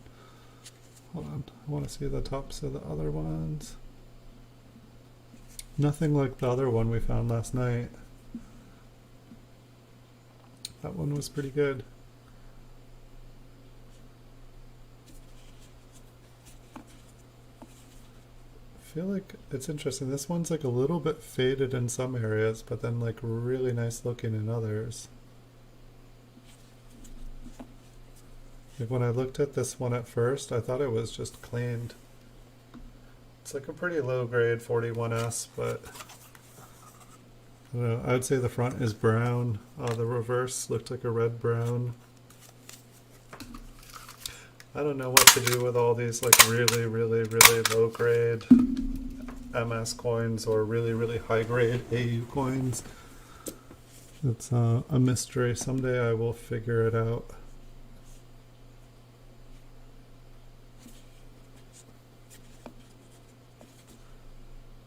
That seems like all of a sudden we're getting like a little bit of color on the coins. I feel like the first two rolls we weren't really finding a lot of coins with any kind of pretty colors on them.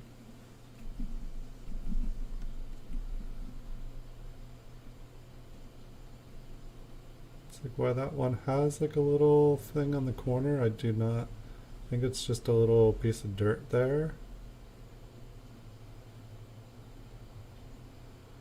I do not think there is anything there. What was this roll? This one said it was a 24S. This is no longer a roll of 24S. Ooh, this one looks pretty. Looks like chromatic.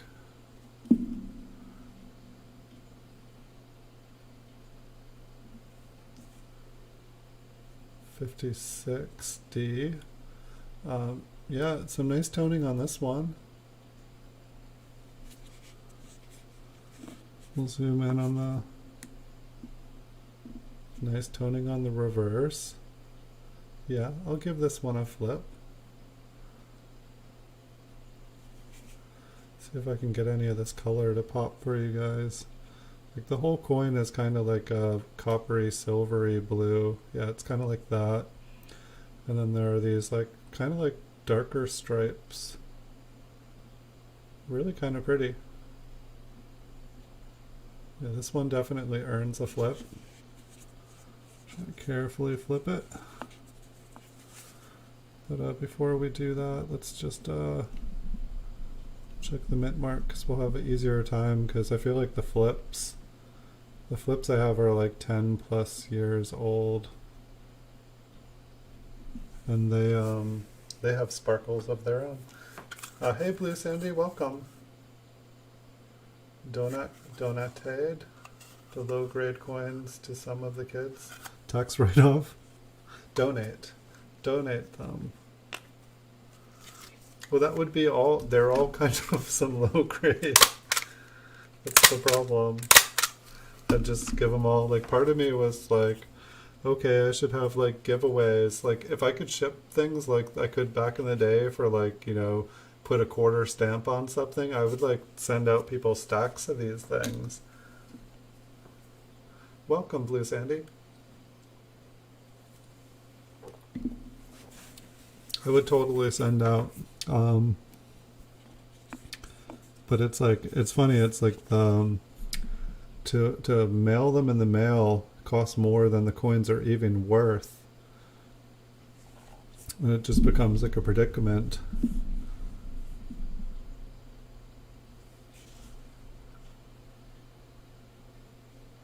It's like by that point I might as well just send kids a bunch of money and or just send them a bunch, send it to their parents' PayPal accounts and be like, hey, buy your kid a coin, buy them when they want at like a coin store.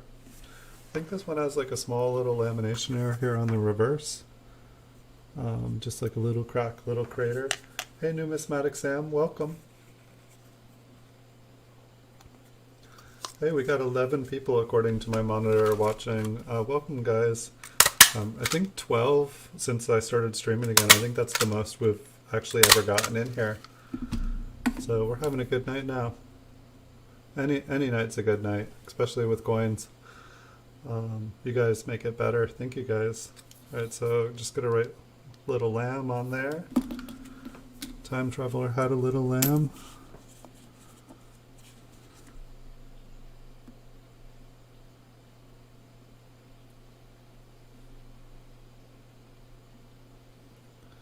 That's not.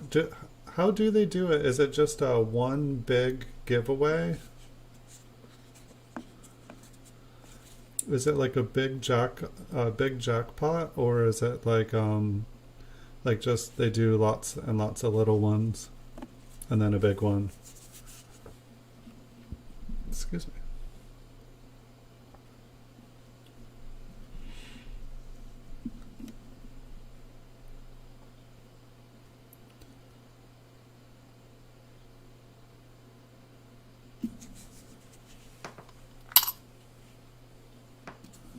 That's pretty cool. I feel like the post office gets the best deal out of it all, but I mean, I guess the post office could really use all of our help right now. It's sounding like, I don't know, like I feel like someone was telling me that the post office is basically going to go out of business by September. And that doesn't sound too good. I mean, I guess I can send everything like FedEx or UPS. Like, gosh, imagine like I mean, I guess if you're looking for somewhere to invest, if the post office did shut down, which I'm not even sure if they're legally able to. I think it's like one of those government functions that the government's supposed to provide. But it's like if all the contracts basically went to FedEx or UPS, like their stock would go through the roof. Be like kind of an interesting thing to look ahead about.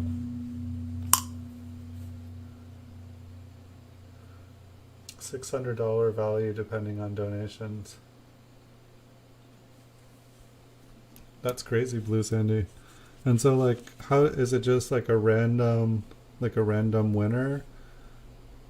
Do like people like, does like everybody say like do a comment or something?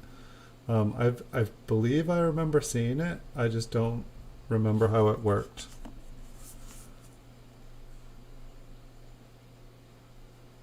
It's like I like whenever I join like someone else's channel that's doing a giveaway, like and they're like type this in to like enter, I always like type in like exclamation point like share or something like that. I just or if like I'm feeling feisty, I'll like enter, and then if I win, I'll be like, give my prize to the first person that types the word share in chat. I've won a couple times doing that and then just gave it to someone else. I just found I like watching other people win more, and that's why I did the scavenger hunts, but people said they were too hard.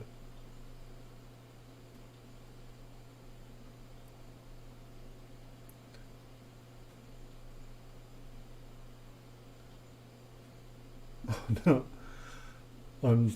I wish I could help you, Numismatic Sam. I don't know which one it is either. I think you were telling me about the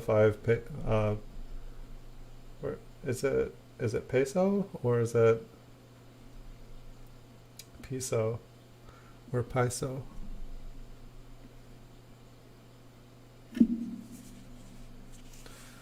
Share.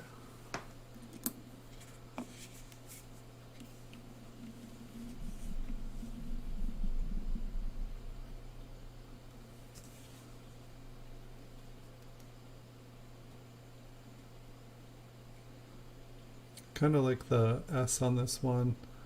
I know the L over there looks a little interesting, almost like it's got a line going down it. We'll check out the L. We'll check out the mint mark.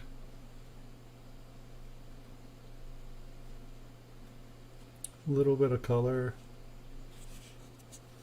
I wonder if there's any kind of tubes that end up kind of doubling stuff. Or not doubling stuff, but kind of adding color to things.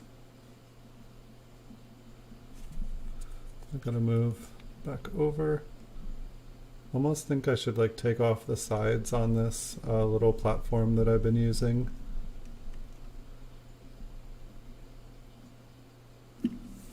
Like I've just been putting the like coins on like this. It came with my camera, but it just seems like the coins sit on it pretty well. You can like own stream. Own stream.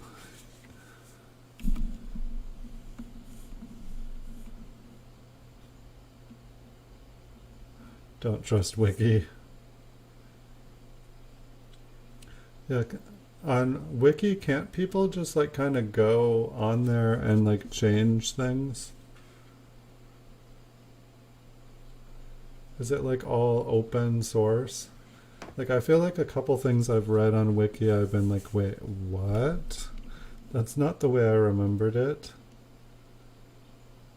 So I think we got some machine damage here. This is a coin I probably would have been jumping through the roof when I found it 20 years ago. So I'm guessing that this is like eject doubling. But it's sad too because like this would totally look, if it was just the mint mark, it's like this would totally look like an RPM.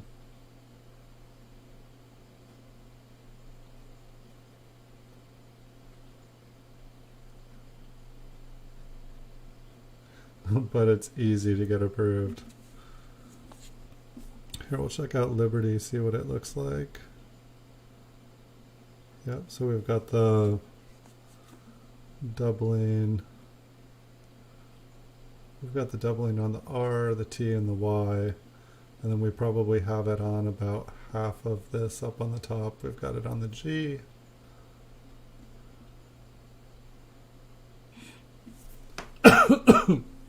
Uh-oh, there's the Corona. That came out of nowhere.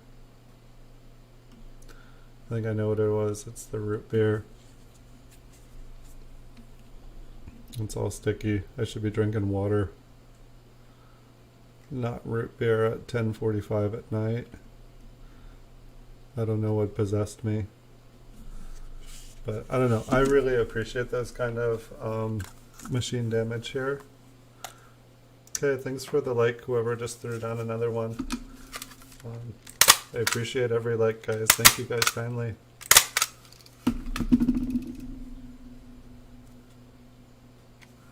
You should make a video, like, I mean, that's definitely, like, I'd say if you have the ability, anytime you have questions like this or a question about a coin, make a video, like, you know, be like, hey, what is this, everybody? Like, and then it's like when, you know, you're talking to people, they're like, oh, show me a picture. You know, drop the link, you know, so that people can see exactly what you're talking about. There's a lot of really awesome people on YouTube here who will like totally check it out and tell you what their thoughts are. 1:45 a.m. Yes, what were you doing drinking root beer at 1:45 a.m.?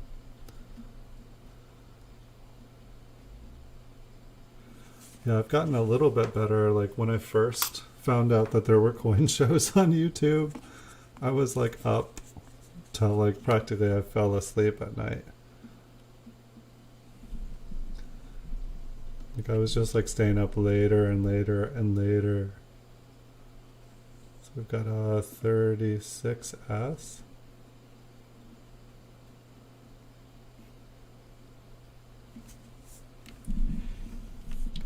Yeah, I was thinking about giving like there's like a school near where I live and like just giving like, you know, the kids all like penny books or something like that and giving them like a small sack of like pennies to like basically get to like look through, or like, you know, just try to get them like hooked, become their penny dealer. Just kidding, but just you know, trying to figure out a way, because like shipping just costs so much. Like that's why with like my giveaways and stuff, like it's like I shipped out some coins and it was like $4.80 to like send out a couple slabbed coins to someone.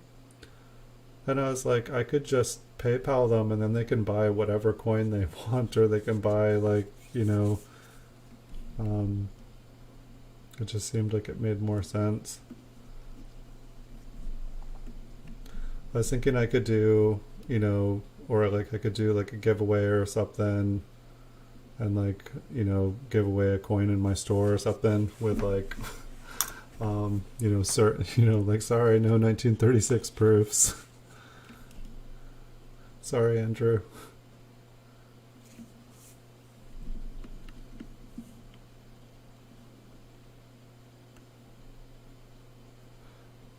Yeah, it's like a key date. It's like very, very hard. A semi key date, it is very, very hard.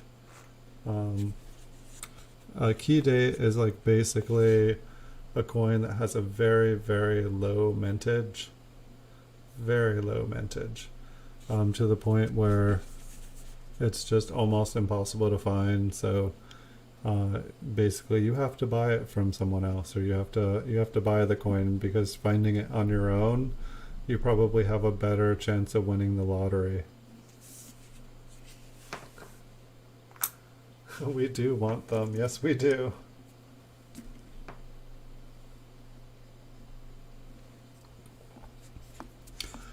What was the answer to the search on numismatic Sam? What did it say for how many coins?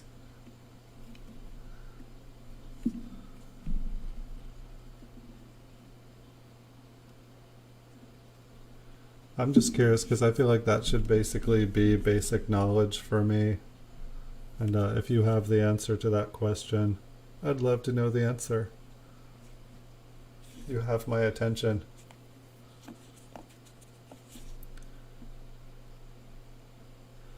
Because I mean, there are so many different, terms. There's rare.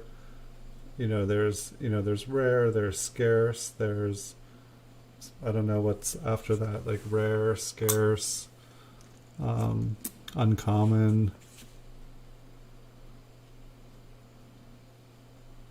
A bunch of different terms.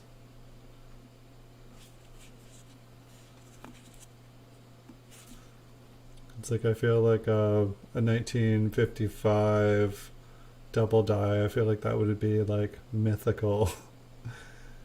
It'd be a mythic coin.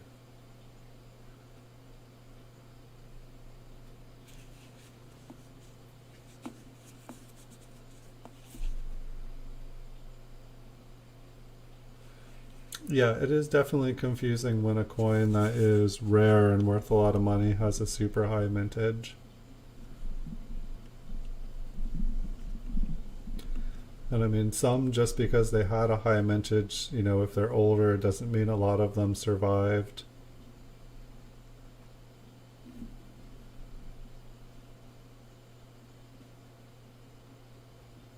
But the funny things about coins too is that sometimes they just pop out of the woodwork.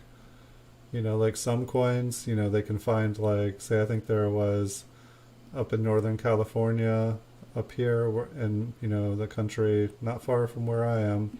I think there was like the Saddle Ridge hoard, where like somebody just found like a couple like coffee cans like full of gold coins, and like they were just like awesome gold coins, like. And so it's like, and then all of a sudden that just throws everything up into the air. Like, what were the highest grades just got blown out of the water. And so it's like sometimes, if they find like sunken treasure, or they find a boat, or like an old cache, it's like all of a sudden what the top pops were. All of a sudden, those coins, you had the top pop coin and you spent like $10,000 on it. And all of a sudden, some, kid turns over a rock and finds like a new coin that's even better than the old coin that was the top. And all of a sudden, that coin is worth even more money because it's even more ridiculously rare considered to the rest.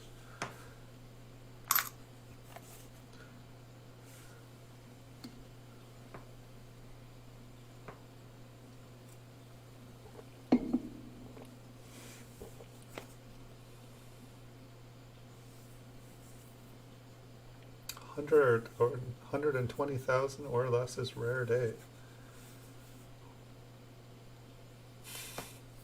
It's cool.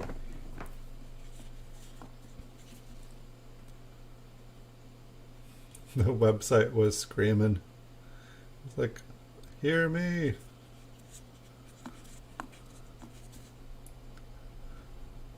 Thank you, Sam. So I mean, I guess that would make like the 1936 proof like ultra rare if there's only 3,800 of them made. I don't know, like I thought that putting mine up at the price that I did, I thought that that was like I felt like I was putting it up for quite a bit more than I paid for it. But I figured I would never get to buy another one again. And then like when all the other ones just bought out from underneath it, it's making me feel like I should probably like raise the price on mine.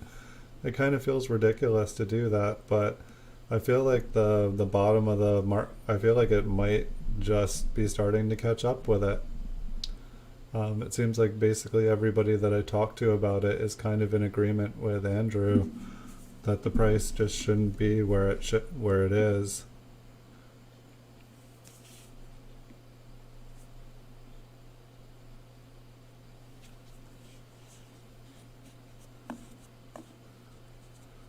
The rumored rare one peso 74 mintage is 74.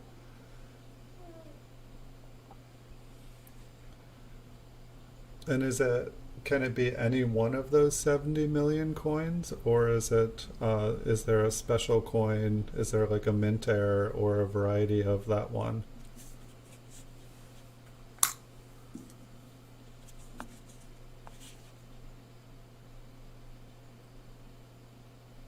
Looks like there's a lot of grime in the mint mark on this one. Looks like it's gonna be hard to see.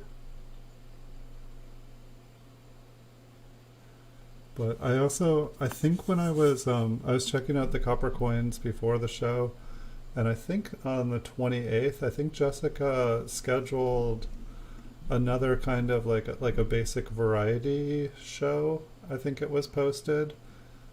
So it sounds like she's kind of doing a part two to the last series that she did. So if anyone here hasn't checked out Copper Coins, it's like I know like when you like have like a channel or something, you're not supposed to like tell everyone to go somewhere else, but like I would feel like a jerk if I was like didn't tell everyone like check this guy's channel out. Check Chuck and Jessica out. Like their channel is awesome. Like I learned so much every time I watch their show. And it's like I learn stuff on other channels, but it's like every time I see something new. So I don't know, like it's like same with like Ken's, like when I did get to watch Ken's, like every time I'd watch Ken's show, I would learn something new. And so it's like, I feel like there's a bunch of coin channels out there. I definitely need to, I feel like, I should limit my like video making to a few hours a day. I should like limit my streams to like an hour to 2 hours a day, and like make time to like just, consider it like school, like education, and just going out and like watching other people's channels and learning.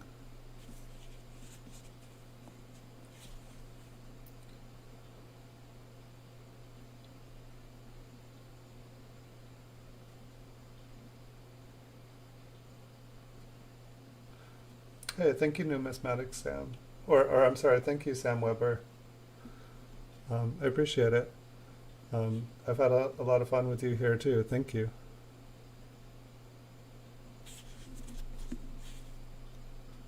Oops, I think I forgot to zoom in on this one. Yeah, I've really enjoyed, it's like, the thing is, I would be doing this before I did the show. I would be, be basically doing this. This is like, before when I was like roll hunting, it's like I just did this like all day long. It was like I'd come home from work and I'd like go through like a 5,000, 10,000, like a couple bags like in a weekend, and that would be like what I would do. I guess I stayed out of trouble by doing this. That's the one thing about coin roll hunting, like it'll keep you out of trouble. I feel like since I found like coin roll hunting in my life, I haven't gotten into any trouble in my life. Well, there was that one time, but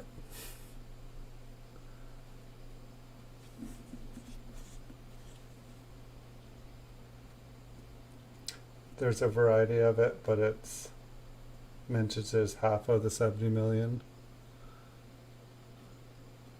So it's like a 35 million mintage. That's not that much of a mintage.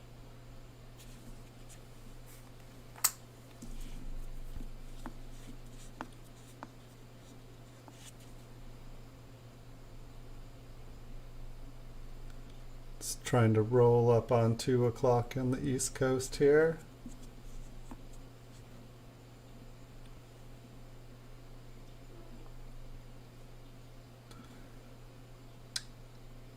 Yeah, I feel like that would be kind of like the 50-cent piece here. You know, it's like normally when people get them, they don't spend them, they just kind of sit. Not sure what's going on with this one. If that is just like a little, if it's like a planchet flaw. It doesn't look like damage. It doesn't really look like a lamination error.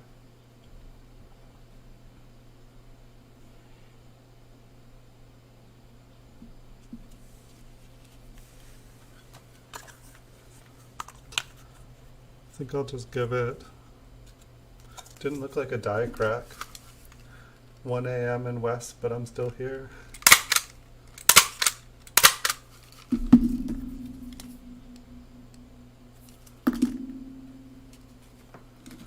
Thought the helicopters were back. It was like a couple nights ago. I felt like the helicopters were just everywhere. We need another RPM. Come on, roll, wake up. Show us something new. I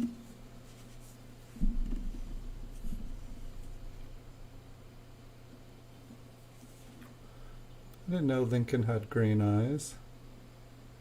Interesting.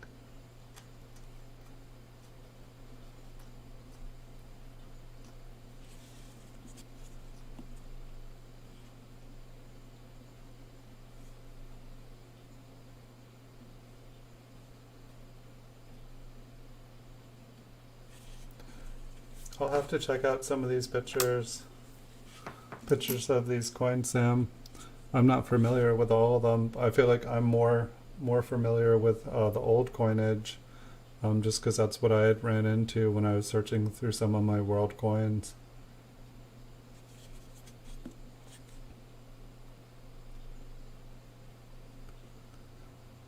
It's like almost seems like it would be fun. Like I really enjoyed like when I did a show, like 2 of them, like one going through like a metal box that I kind of collected coins in, and then another one was going through like a safe that I had as a kid. And so I did streams of those. Like one of them I think was like really long because it was just like a big box. Um, hmm. But like I know you can buy like just like random, you know, like lots of like foreign coins and stuff. It almost seems like it would be fun to like go through like I don't know if you know there it's possible to find unsearched ones where like you just really don't know. I feel like it would probably be buying like a lot. Hello, what is this? Is that just damage? Looked like it was like tied in a knot. But you could probably buy like, you know, probably that would be like the easiest way to get them is like, you know, an estate auction of just like a bunch of random like non-US coins that people didn't know what they were. I don't know what's going on with this one. I think it's damage. I think it got struck through the center there, and I think that it was maybe machine damage to begin with.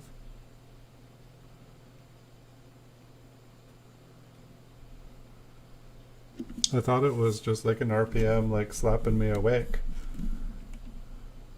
but I don't think it is. So they're just like changing the shape of the five peso mintage. The new shape of it is unknown. That's interesting. Yeah, I feel like this one, like just looking at it like way out like that, I would have thought that it was an RPM. That's too bad it wasn't. It would have looked cool.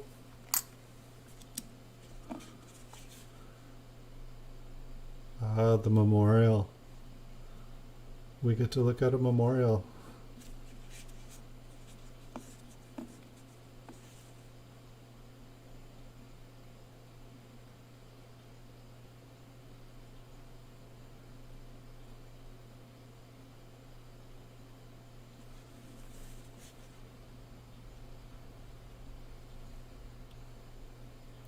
It's like so funny, like when I don't get to look at a memorial for a long time, and then it's like all of a sudden one pops in there. It's like I just want to take a moment and appreciate it. We'll be seeing lots of them when we search through our Mancellos.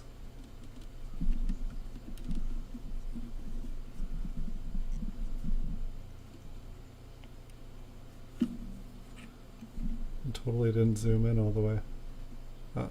It's funny, sometimes it goes right past it and I just feel like I never get to see it focus. I don't see anything. So is the 20 peso coin, is it like the same as a 20 peso banknote? That actually sounds kind of cool. Like it'd be awesome if like a $20 bill was just like a big fat coin.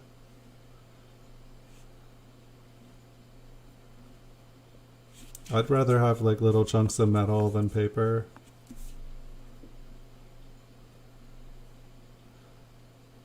I guess probably once a coin becomes worth so much money, there probably becomes incentive to, produce a counterfeit of that coin. Maybe it's easier to put, or it's more difficult to put counterfeiting measures into a coin than it is into a banknote.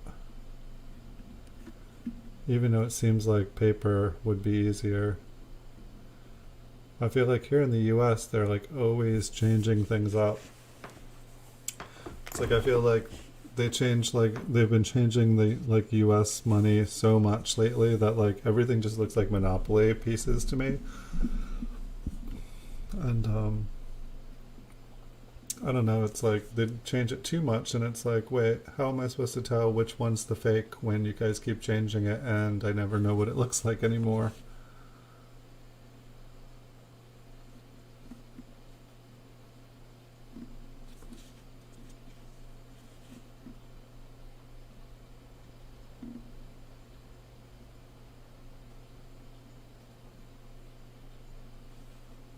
So that's why they changed the 5 peso. It sounds like people were getting confused there too. I feel like there's some machine damage on the 6. You can kind of just see like a little bit of doubled on the inside and on the outside. Little on the other 9 there. Is it going to pass over onto the mint mark here too?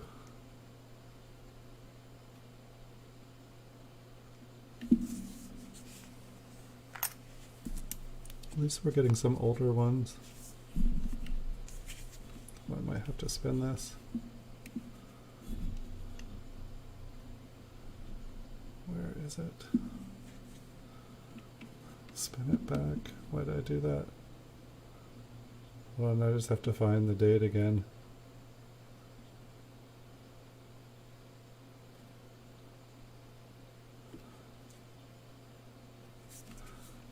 It's like sometimes my camera spins out instead of focusing. Alright, let's get this straight up. I guess it's easier to straighten it once I'm zoomed out than it is to do it once I'm already out. Looks like this one has a little bit of toning on it. It actually looks brighter under here, I think, than it does looking down on it.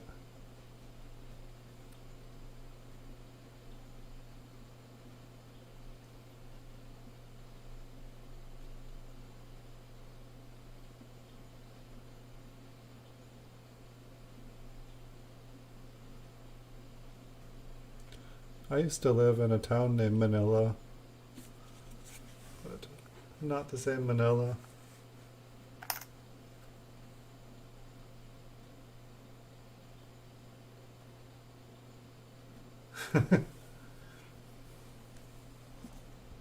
Right? Ooh.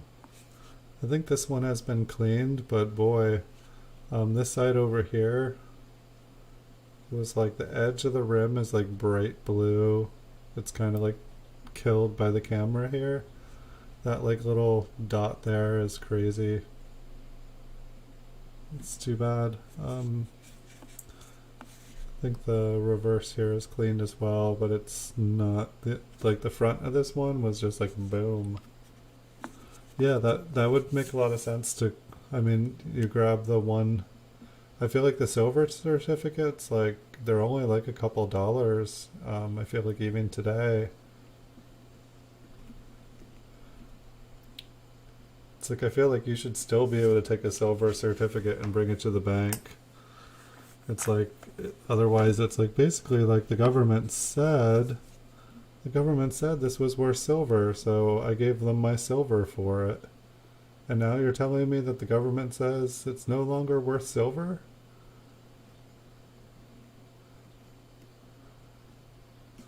Like, that kind of sounds fishy.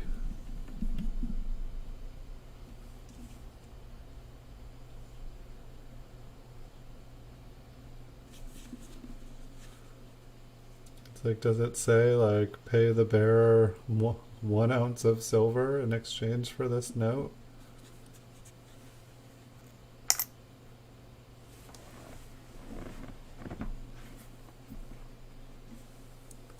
Okay, that sounds fun, Sam. Thank you.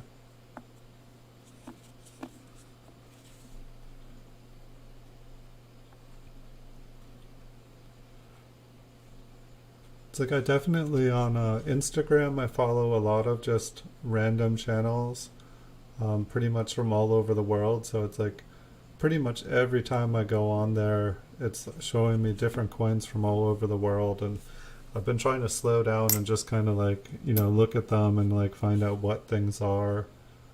It's like I don't get a lot of chances to like kind of look at different currencies. And then it's like, sometimes it's like, okay, well, what is this helping me? It's like I like the guessing game of like, what country is this from? It's like such a weak mint mark there. It's like instead of an RPM, it's like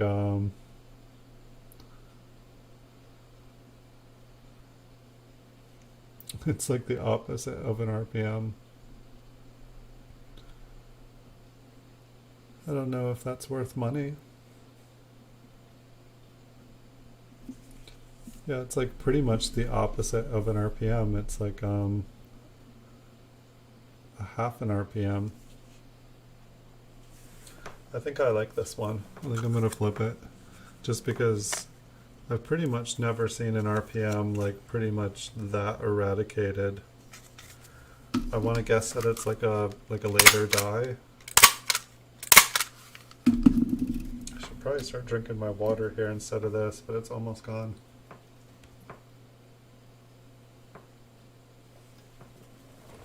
Alright, it's gone. Water time.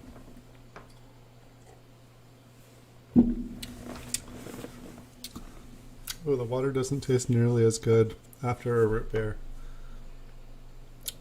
It's like almost now I can like taste all the chemicals from the root beer.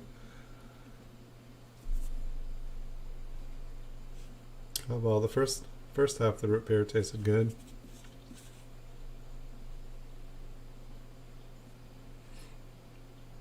It's like, oh, this will last long in a pandemic.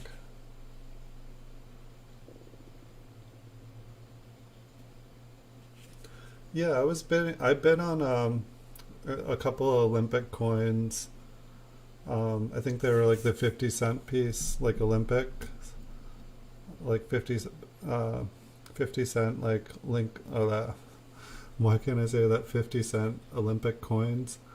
I saw a couple of them and I bet on a couple of them this week. For some reason I liked them.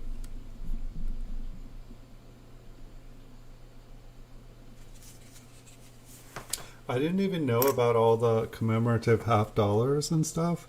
I thought it was like Kennedy, Franklin, and Walker's. Um, that's that's like what I thought was like the modern ones. And then I see that they basically there's all of these half dollars they do like every year, and I'd never heard of any of them. I'd never seen any of them. So that was kind of cool. And then I'm like, wait, are these worth any money, or are they just kind of like an extra thing? Yeah, I just, like I'm just branching out into nickels, dimes, quarters, and half dollars, but it's like I thought I was just gonna like stay with all those, and then it's like, oh wow, there's all these other coins that because I just live in the small cent category, I didn't even know existed. Um, and then some of them were starting to get pricey. But then I was also like, okay, wow, there's a lot of MS68s and 69s for the like, modern ones. I'm like, are they all really high grade? Are all the modern ones all high grade, or are these just really nice examples? And like some of them, the PCGS prices and stuff would go pretty high. I'd be like, wow. Um, so it's just some nice coins available on eBay.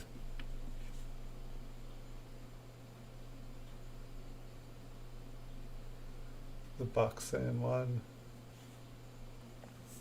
I'm not sure if I've seen that one yet.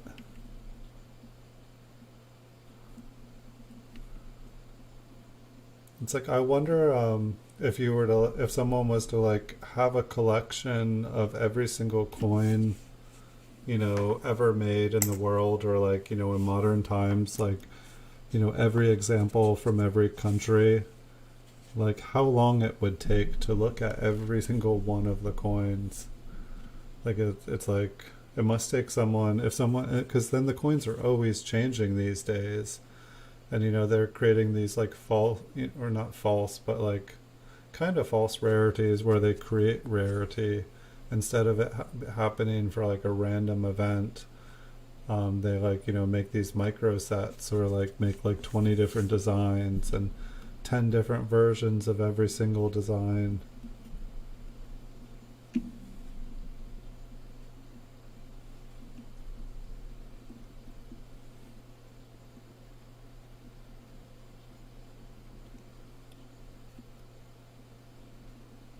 Having trouble focusing on this one.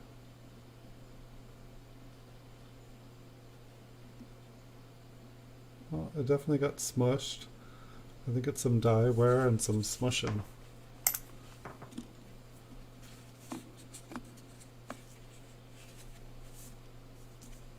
think this one has a mint mark on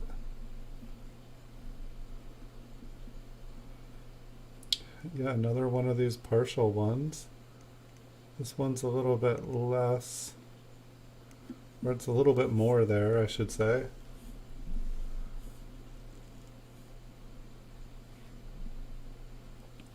I almost had the full state quarter set. That was like, like a very brief. I tried to build the set, and second random cough out of nowhere. I'm hoping this is just this root beer I was drinking. It's all sticky. Keep an eye on that. But yeah, I tried to build the state quarter set, and I almost got it done in a couple weeks, but then everything got bought, and then when I went to try to like replace things, the price had just like soared, and I was like, all right, I'm not going to spend more on coins that I just sold them for, to try to complete this. And I figured maybe things would settle down again, but now it looks like things are not. It seems like it's still pretty cheap to get like the proof clad, and not too bad to get the proof silver either. I'm actually surprised sometimes at how little some of these proof coins cost, or the proof silver ones cost.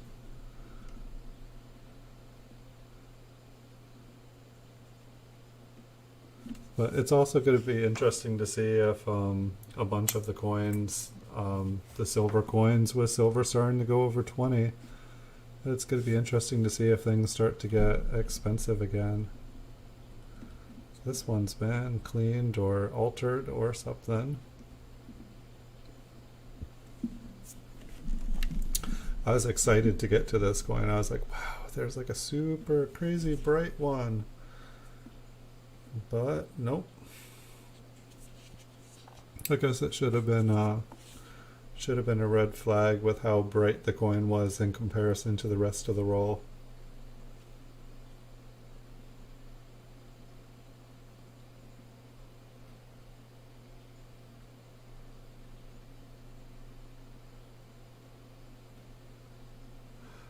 Yeah, I did like a similar thing like that, Andrew. Like, I'm trying to remember. It was like 8 boxes of 20. So I think it was like 160 coins. No, it couldn't have been 100. It must have been partial boxes on some. I'm trying to remember. Or it's a 200 coin set probably with 50, 50p, 50d, 50p, 50d, 50 proof, and 50 clad. And then there's also the satin finish. So is it a 300 coin set total? Or is this satin finish only Philadelphia or Denver? I haven't checked it out. But that would be insane. I didn't do the satin finish. I pretty much had, I think, everything but like 1999 and 2000. And then when the 1999 and 2000 was in the mail, pretty much everything else sold.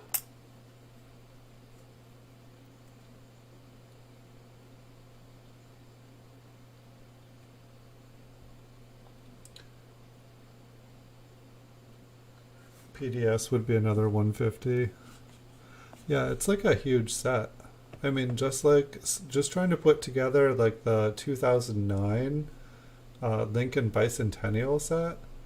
It's like with, the 4 Philadelphia, 4 Denver, and then the 4 satin finish Philadelphia, 4 satin finish Denver, and the 4 proof coins. It's like a 20 coin set. It's like kind of crazy. Not a fun set. Yeah, kind of. I burned out I made a video of every coin pretty much that I did in the set, and like I couldn't wait to be done with it. Like I'm doing better. I'm excited this time. Maybe it was just because I had like over 100 coins that were not coins that, they weren't ones that I was excited, and I was just like, it felt like work to get them done. I was like, I need to get this done so that I can look at pennies again. But probably if I had been doing them like 1 or 2 at a time, it would have been a lot more fun. So I'll give you guys the heads up. We are getting closer towards the end of this roll. I know you guys aren't able to see where we're at. We still got a few. Hopefully we will find another RPM here before the end so we can break our tie. But we've got a 1958 RPM, we've got a 57 RPM, and we have the 53 RPM. This one kind of looks cool, but it is not going to give it to us. The flattened 52.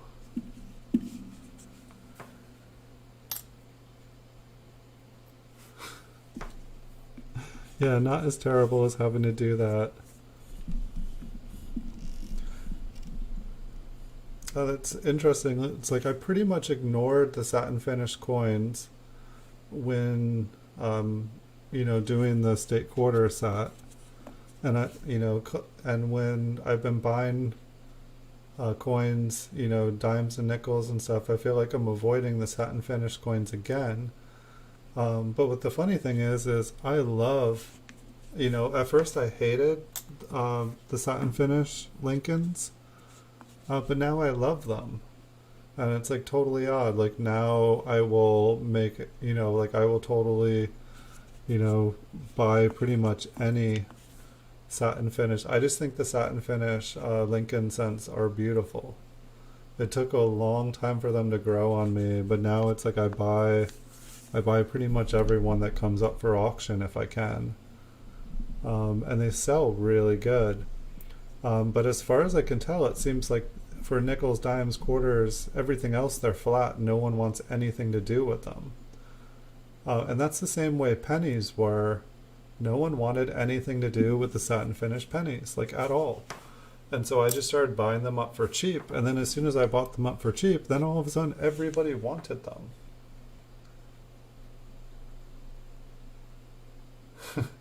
Yeah, like I feel like even worse than modern proof coins, presidential dollars. I think they might actually sell for cheaper than modern proof coins. Um, like I feel like nobody wants anything to do with them. I've actually sold a couple in the last month. When I kind of dabbled in, different coins like 5 years ago, I bought a few. I still have a few, but I've actually sold a few.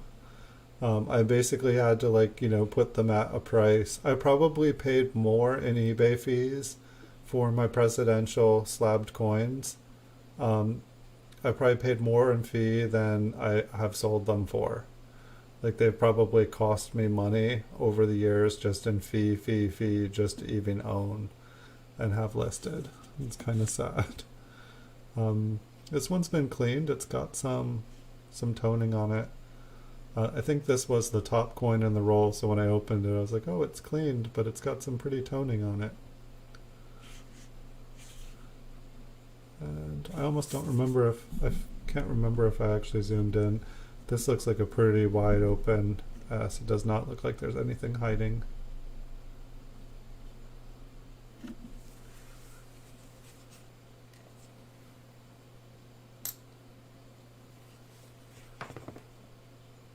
Yeah, pennies are my favorite.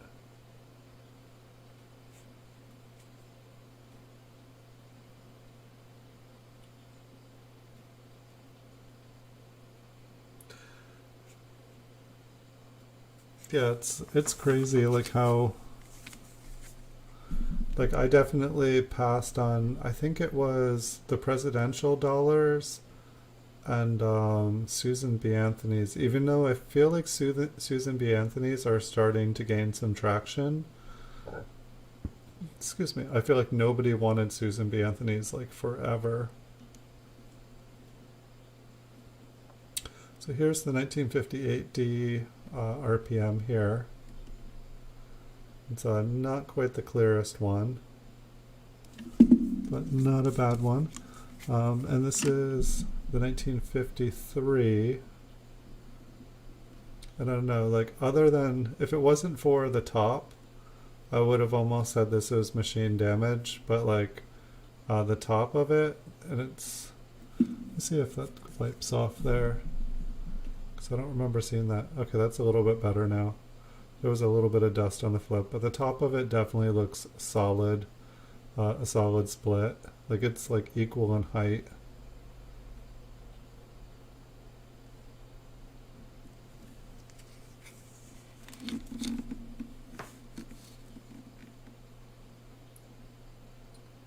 Yeah, there. I mean, I feel like there is one Susan B. Anthony that's like pretty rare. I don't remember what it is off the top of my head. I feel like maybe it's like there's not notches on it. So this is the 5070. So this RPM here looks pretty good.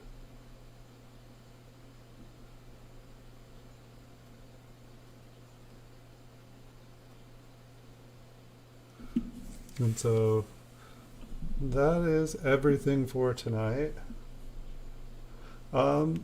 You can find proofs in circulation. I found very, very few. I mean, I don't think like all of like the circulated bags, I don't think I found even a common proof wheat cent. It's like you would think that you would find one mixed in, you know, maybe they wear down really quick and they just look like a really beat up one. I don't know.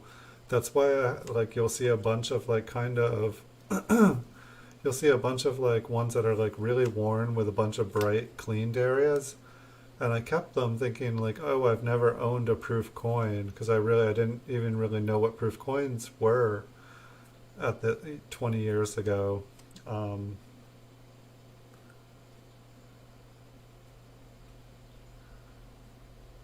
but silver to the moon. Hey, make America great again. Welcome. Silver to the moon. Yeah, silver is to the moon. Let's hope it just keeps going up because if it goes up, that will bring up everything. Like when silver and gold started to go up really high around 2008, basically what happened is like anything numismatic silver just shot up in price because not only was there a secondary value for the numismatic coin because it was made out of silver, but also when the price of silver and gold goes up, people melt down their silver and gold. The higher up it goes, the more numismatic coins hit the pot, and therefore those coins get rarer and rarer and rarer.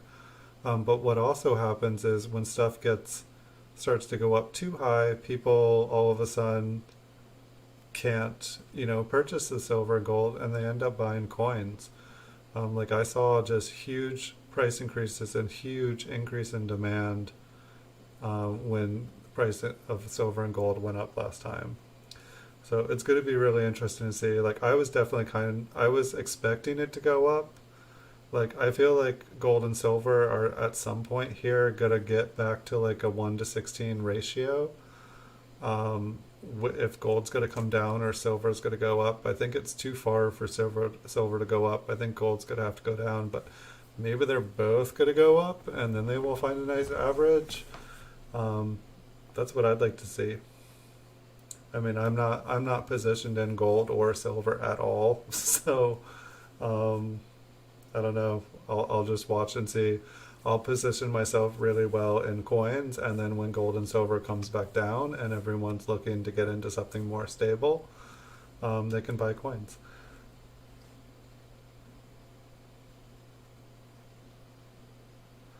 I wouldn't crack the proof set to put it in unless it's a cheaper set. Basically, as soon as you take those out of their set sev, like they're not gonna look perfect anymore.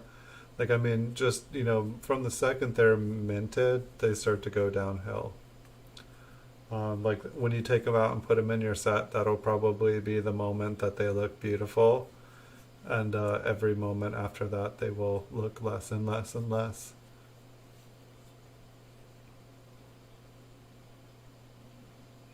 But yeah, we'll see.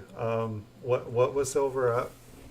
I feel like when I looked at it, and that's the thing. Like I don't even trust the prices that we see. Like I feel like the premium's way above. It's like almost 22 and a half. Oh wow, gold's up to 1858. Did it shoot up like $45 today? It says up 1590 from the last $1,000. Yeah, I mean that would make sense.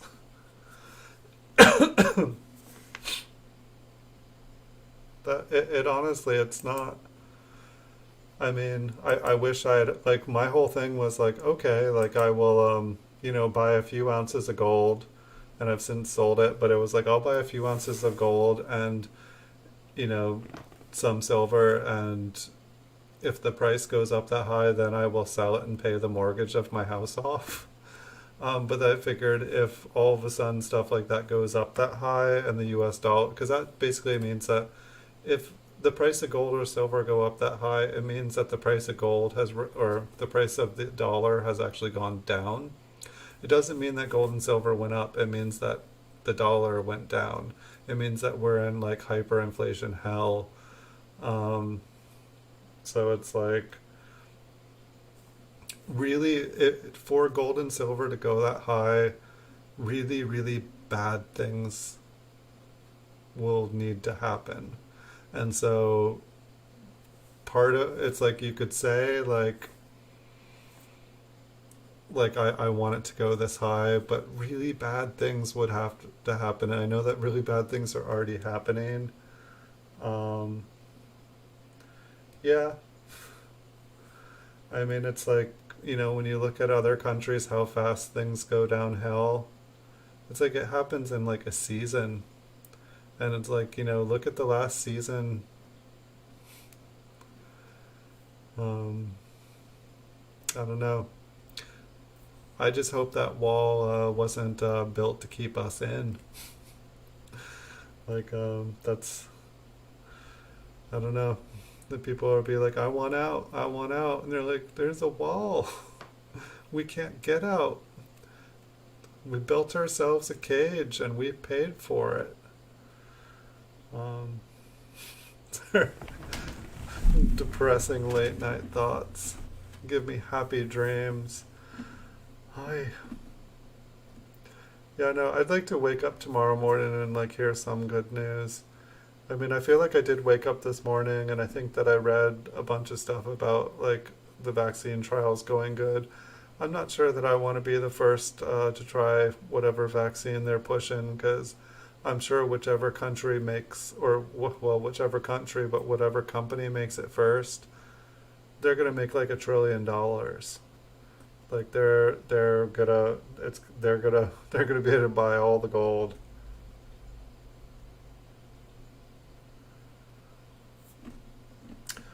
I hope that you had no side effects. Make America great again. Because that's like the scary thing too. Is like it's it's not necessarily like getting it is the bad thing. It's like all the things that it does to you that you don't even know. I'll just stop. But like this is coin show, not like a depress everybody show. Headline silver went down to $5. Yeah, I don't know. Like, and I also feel like if there was a chance that gold and silver were going to go that high, by the time you or me or anybody had the chance to pick up any, the government, the 1% would have extracted it from everyone before it got to a price like that. They know when things are going to happen. They get the heads up. They get the phone call. Word spreads fast on the top. Um, like we wouldn't be the ones, getting to buy and sell that. Um, they would just make their premium $20. Yeah. Well, that's the weird thing. It's like, it's the, we used to have the spot price and stuff, and that used to be consistent and reliable. But then, of course, we found out that, the government and banks were price fixing it all and making tons of money off of everybody.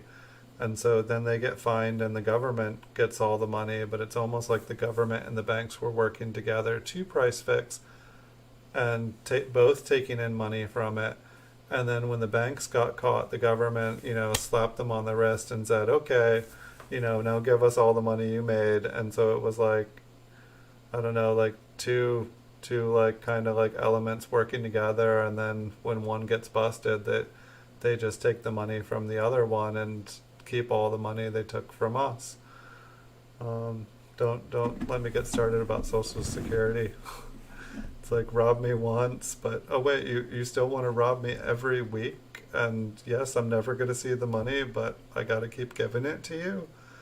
Oh, you have guns? Oh, you got jails? Oh, okay, yes, I will give you the money. I thought it was like a retirement thing because we couldn't be trusted with our own money. Not that it's like a tax that's enforceable by prison. Got it.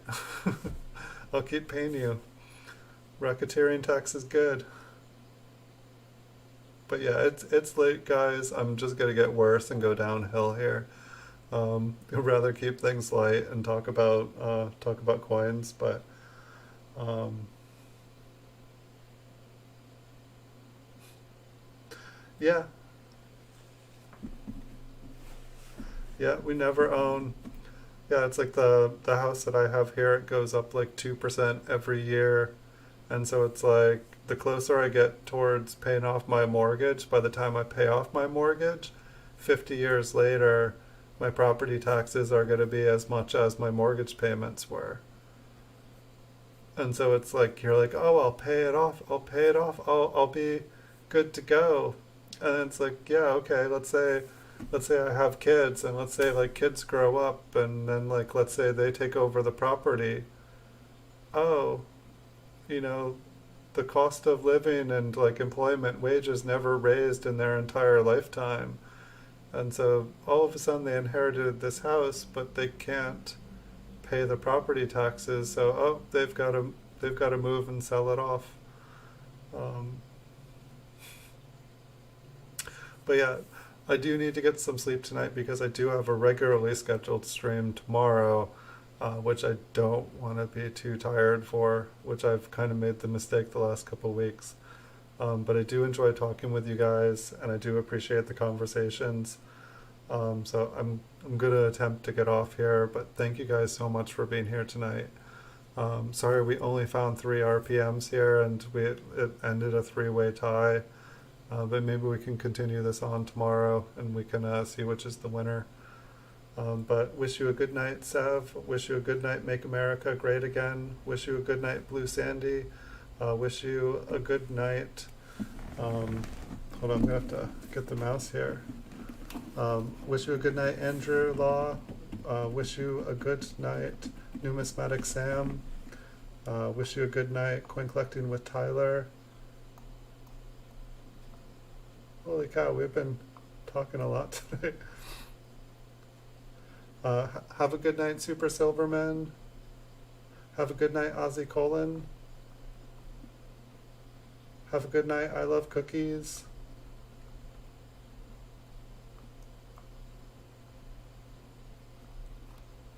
And if I missed you, I'm very, very sorry, but I wish you a good night too. Good night to all the lurkers and watchers. And thank you guys all. And yeah, I'll have my regular scheduled stream tomorrow night. Maybe I'll surprise you with something different. And yeah, I wish you guys a great night. Thanks, everybody. Until next time, see you in the future.